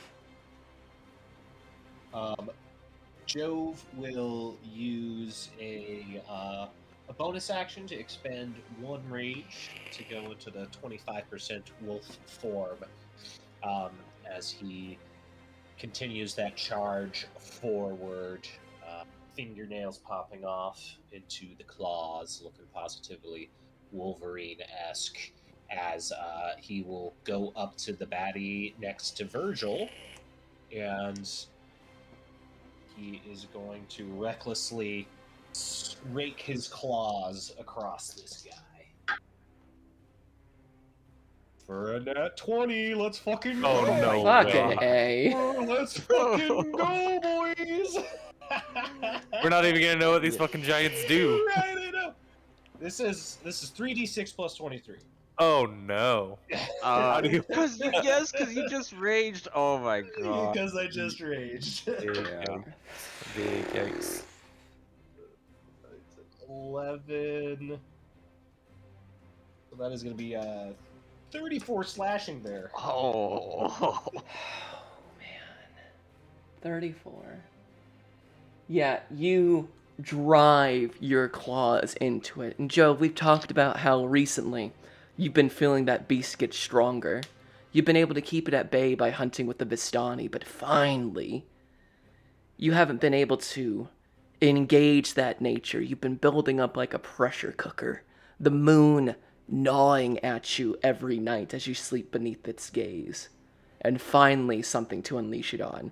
And your claw drives through. You reach into this overextended belly of this creature, and you feel the viscera rip out from it. Jove and Virgil, as this show of grotesque viscera and blood sprays out, covering you both, can I have you both make wisdom saving throws? DM said you guys are doing too well. Hold up, player. Wisdom saves a 6. A 6. 10. A 10. Those are both fails. You both are now in a bloodlust. And we'll come back to that when it's the start of your turns. One last thing before I relinquish my turn. Off of Slasher, since I crit, that guy now has disadvantages on attacks till the start of my next turn. Oh my sweet Murphy. And 10 feet less movement. Jesus. So Does he have an Alright. arm anymore as well? Like what? Oh, he's got both arms. He just has a Joe-sized For now. hole in his stomach and is shooting out a geyser of blood onto... Interestingly enough, the werewolf and the bloodlust vamp. guy. Yeah, the guys who are, feeling a sort of hunger and are now just washed in a seemingly humanoid creature's hot blood. But that's for another turn. We go to the largest of these creatures, as it looks down onto you, Alder. It says, "Pretty little eyes, so lovely and bright. I shall plucketh them out and rob thee of sight." As he moves past you, Virgil, and I leaving your make a range. sentinel attack. Go for it. But do so with disadvantage, as the blood calls to you from the other creature. Joke's on you, I didn't need disadvantage anyways. That's a 10. A 10? 10 will not do. As the creature moves forward and reaches down to you, Older, to try to pluck your eyes. Need you to make me a dexterity saving throw. Ring of evasion, please. Motherfucker! You succeed. Right as you see, like Itachi reaching for Sasuke's eye, you see it coming and you activate the Ring of Evasion. You feel your whole body get shifted to the right, violently and without inertia, as you are physically moved out of the way to dodge the strike. Wow. Ring of Evasion, you're bullshit. That's it. I don't know why you This gave it to me. combat, I'm this sorry. combat has kind of felt like a Nick campaign. Yeah, wow, that's not expecting that one. But that extra level always helps. We move down to Alder. Okay. He's got that guy right in front of him. With this creature. Oh man. Yeah, he's like right on me. Indeed. Well, you said your eyes had been burning with that fire. So, You know. and it's like, oh, Yeah. interesting choice of words. Yeah, not wanting my eyes to be plugged out here. I'm gonna go ahead and do a shocking grasp on him. All right, roll me that attack. I am gonna use the point 11 plus my proficiency here to make that a 17. That'll hit. All right. And give me some flavor on this shocking grasp. How does a shocking grasp from Alder the Fire Genasi look like? It's all like it's all friction and energy building up from like the coals being stoked essentially. It just kind of builds like a reverberation and like a pulsing. Like you could see the fire on his mage armor, like the kind of red ember of the charcoal kind of glow more and more as he kind of finds that balance with it. And like instead of releasing it in a flame, it's like it kind of pulsates out of it. So there's kind of just like a spark essentially. Like a vestige of one for all. What's the damage on that? Let us see, because that is a D8, I believe. It happens every time I use shocking grass. That is one, one damage, but one lightning damage specifically. And he will use his 30 movement to go backwards from this thing. And because you use shocking grass, it doesn't have a reaction. Yep. Heard. As Alder sends out that spark like a clang of metal on charcoal. Ding! There's that spark that shoots out from there. Like a skeletal hand that jumps from Alder's body onto this. The body of this creature stiffens up and you can feel it convulse like Charlie horses run through its whole body all at once. And so as Alder moves away, it can't even move its body enough to strike out at him. As you move 30 feet back away from this creature. Yep. And that's my turn. All right, it is the other creature who's had its a good chunk of its stomach ripped out. Jove, it is going to try to hit you with its great club, having torn open a huge hole in its stomach. And so it should have just regular because I have reckless, but then the effect of slasher, so it cancels it out. So it's just a regular. And that's a 3 + 4 for 7. It's a miss. That is a miss. As the wound takes its toll on this creature, the blood continues to rush out like a small river, wading over both Virgil and Jove. The club almost lazily strikes the ground to the side of you, Jove, as it struggles to get its strength back. We go back to Virgil. Virgil, you are in a bloodlust. You have advantage on the creature currently bleeding, but disadvantage on all other targets till you feed.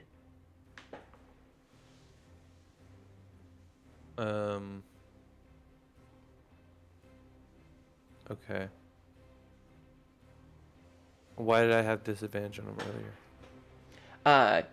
Because of that bloodlust. That's a creature that hasn't taken any damage, so there's no blood on it yet. So when it moved away from you, Okay. you're trying to focus away from this river of blood in front of you. I thought I was only next to the one that Jove attacked. The big one walked by you to get to Alder, Gotcha. and that's what procced your sentinel. Gotcha. Okay.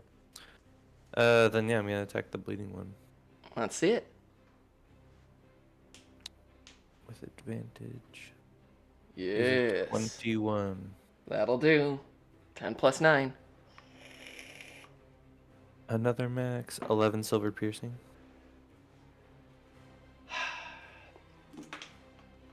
How do you want to do this? I'm going to like jump up in my nearly large form against this large form. I jump up and kind of just like slam dunk the pick into its head, and just like as I come back down, I just like fall with the pick and it comes out of his head, and then I turn around and start charging at the other one. The bloodlust going strong as you are washed over it. Some of it does hit your mouth, Virgil. And it was one thing to consume the blood of animals in your previous night's hunt. This is completely different. A humanoid creature of this size. It's like the sweetest wine you've ever had. You feel a high come on, almost. This bloodlust continues on further, propelling you forward. You can see the veins and the heartbeat of this final large creature beating as it tries to reach out for Alder. You can see the pulse of it beat as you focus in. And I would have disadvantage on this one, right? This one, yes, it's not bleeding currently. What if I do a bite attack? Would that still be a disadvantage? Now, a bite attack, you could roll regular. Yeah, so I turn to it and I charge. And I mean, while we were with the the other folks, I kind of had to go out and hunt and be secretive. But like, we have easy kills here, so why not? And I'm gonna do a bite attack. Strength and proficiency is a 14 to hit. 14 hits. You see Virgil rip through this first creature and with unnatural speed leaps and drives his teeth deep into the neck of this creature.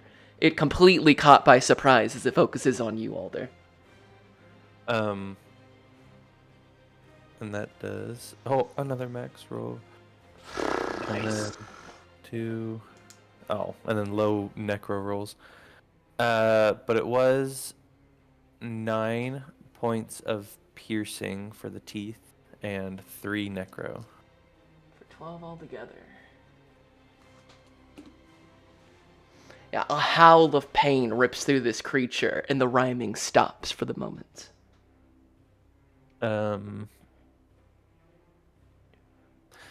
Yeah, this will be fine. I'll action surge. I don't see why not. Oh, let's see it. And is my bloodlust fulfilled now with it? Can I attack at advantage because it's bleeding? Yes, especially having bit onto it. This is fully your focus right now. Powered. Yeah, As so- it's like anybody seen Old School here with Will Ferrell and all those dudes? Because I'm gonna make a Frank the Tank reference. Once it hits your lips, it's so good.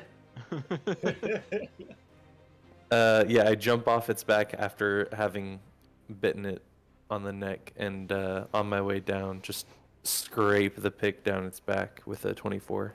Oh my god, yeah. And that is 6 silvered piercing, and then my extra attack.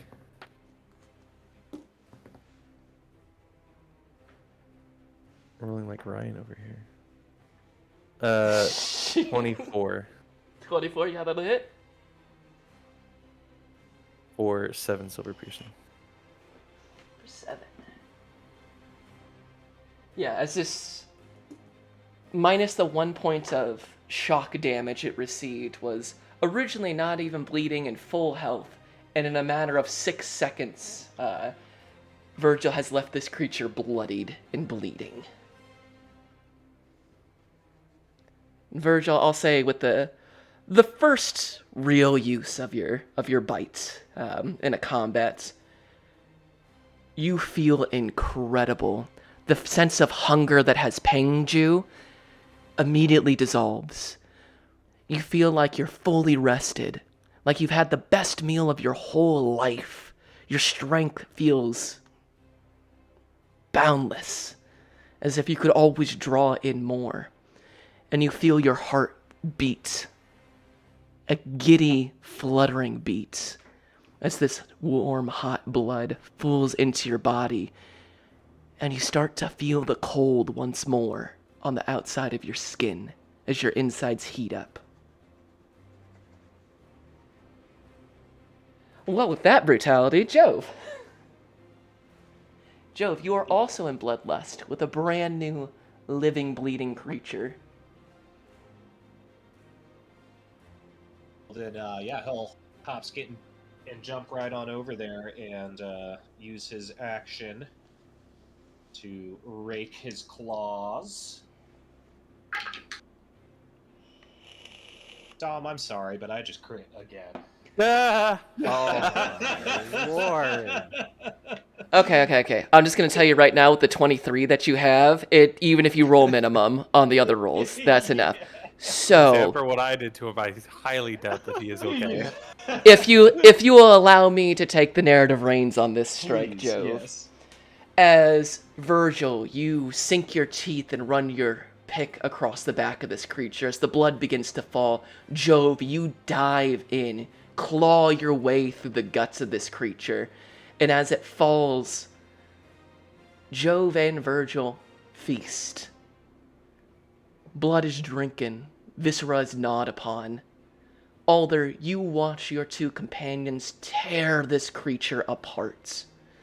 And as they finish this feast, as the blood finally stops running, The body runs cold. They both breathe. These two predators in front of you. Their eyes match, and Joe, Virgil, you can't help but to share this smile between the two of you. As the bloodlust finally begins to recede and push past you, you both feel fulfilled, satisfied. As we exit combat.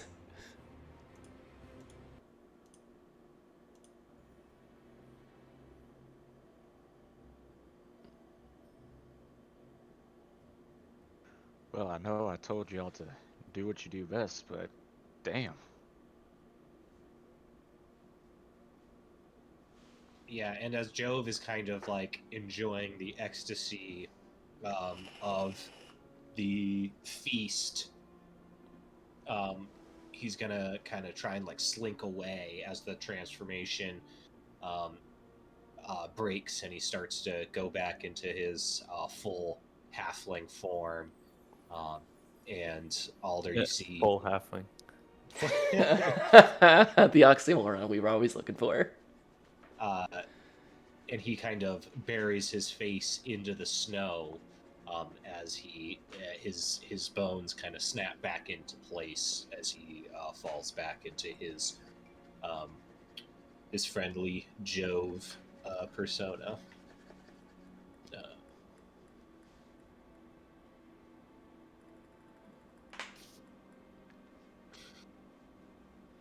You all look around you as Jove returns back to his senses, as Virgil, your heart slows back down once more.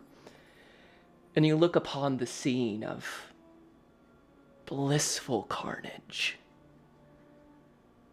What once might have been a exceptionally deadly encounter for you all when you first arrived in Barovia, weak, confused, and lost. The powers that have bled into your lives from this place stand manifest in the carnage that you see around you. At a time, this may have seemed more like a horror scene, but for at least two of you, you can't help but to feel that you've never felt stronger as you have picked apart and absolutely massacred these creatures. In fact, if I look at the stats, I don't think I got a single hit off on you guys. Oh my Oh my lord. In no uncertain terms, they were massacred. All through the strength of your own hands.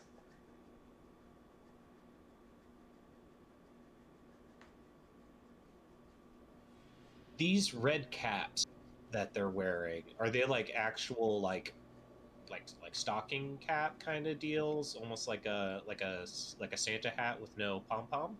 Exactly as such. They are long and stitched together crudely. The bodies, while many are mutilated beyond any recognition repair, they do seem twisted, vile, unnatural in many ways. Go ahead, everybody. This is going to be a... You may roll Nature or Arcana. Can Jove look for something specific? Yes.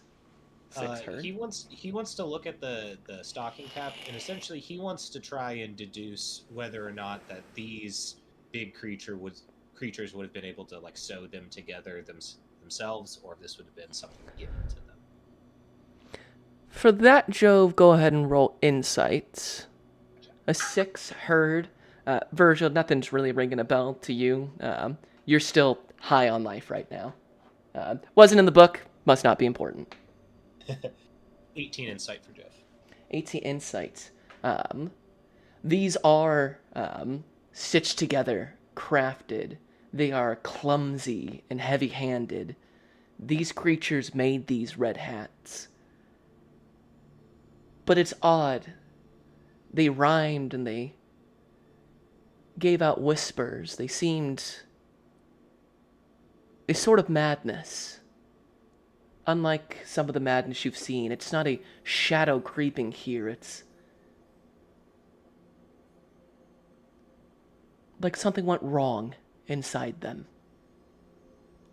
You see these red hats, and why would creatures like these, brutes, and it's not really cannibals because you guys aren't the same creatures, but with the pure intention of eating living sentient beings.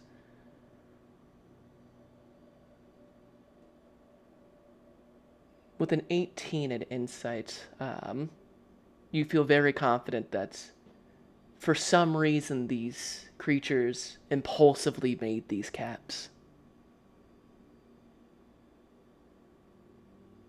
It's just odd to think that creatures like these would care, much less rhyme and have this show of intelligence. They should be dumb, brutish. But they have a certain amount of culture to them, we'll say. Alder, what did you roll for Arcana? Oh, I sorry, did not roll. Let me do that right now. Jeez, that is another 23. A 23. Alder, looking at their forms, thinking back on who you're trailing and what you're trailing, you can almost smell the magic here. Something has been done to these creatures. Their bloated, stretched out forms, the odd red hats, the rhyming, it all reeks of transmutation. It reeks of punishment. You're not sure what exactly they did or what they were before, but these are not natural forms. These creatures were twisted into their forms as they are now. And I'll say with the 23, that level of magic is particularly vile, but would be right at home to an unseelie fae.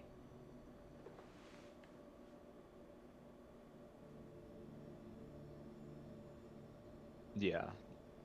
Investigating and putting those all together, Alder would look over and say, I know you might get tired of me saying it, but this reeks of Jenny to me. I mean, this is no natural creature by any means. Clearly transmuted and, well, you wouldn't do this to somebody unless you wanted them to suffer. That's the way I put it. Or pay for something. Or was somebody with really strong spell casting change the nature of these things. Agree. And I don't think I've seen her do it to someone right in front of my eyes. you're onto something there, Alder. I don't see why creatures like this would pick up sewing and talking in rhymes. These things were twisted.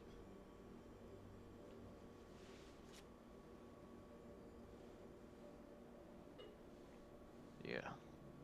Probably used to do those things back when they were just some person that she came across. Or whoever it was that did this. Gotta be careful. There might be more. Or, God, something else even worse than that.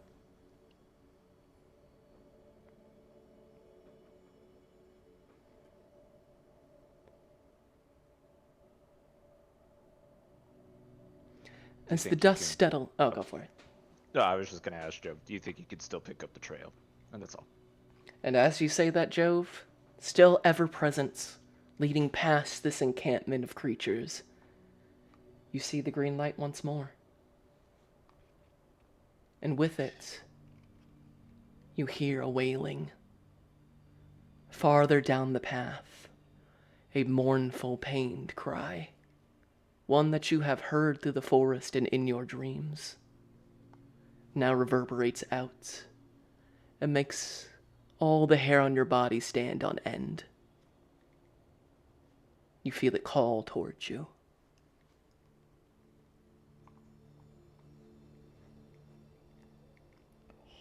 Yeah, I have the trail all right.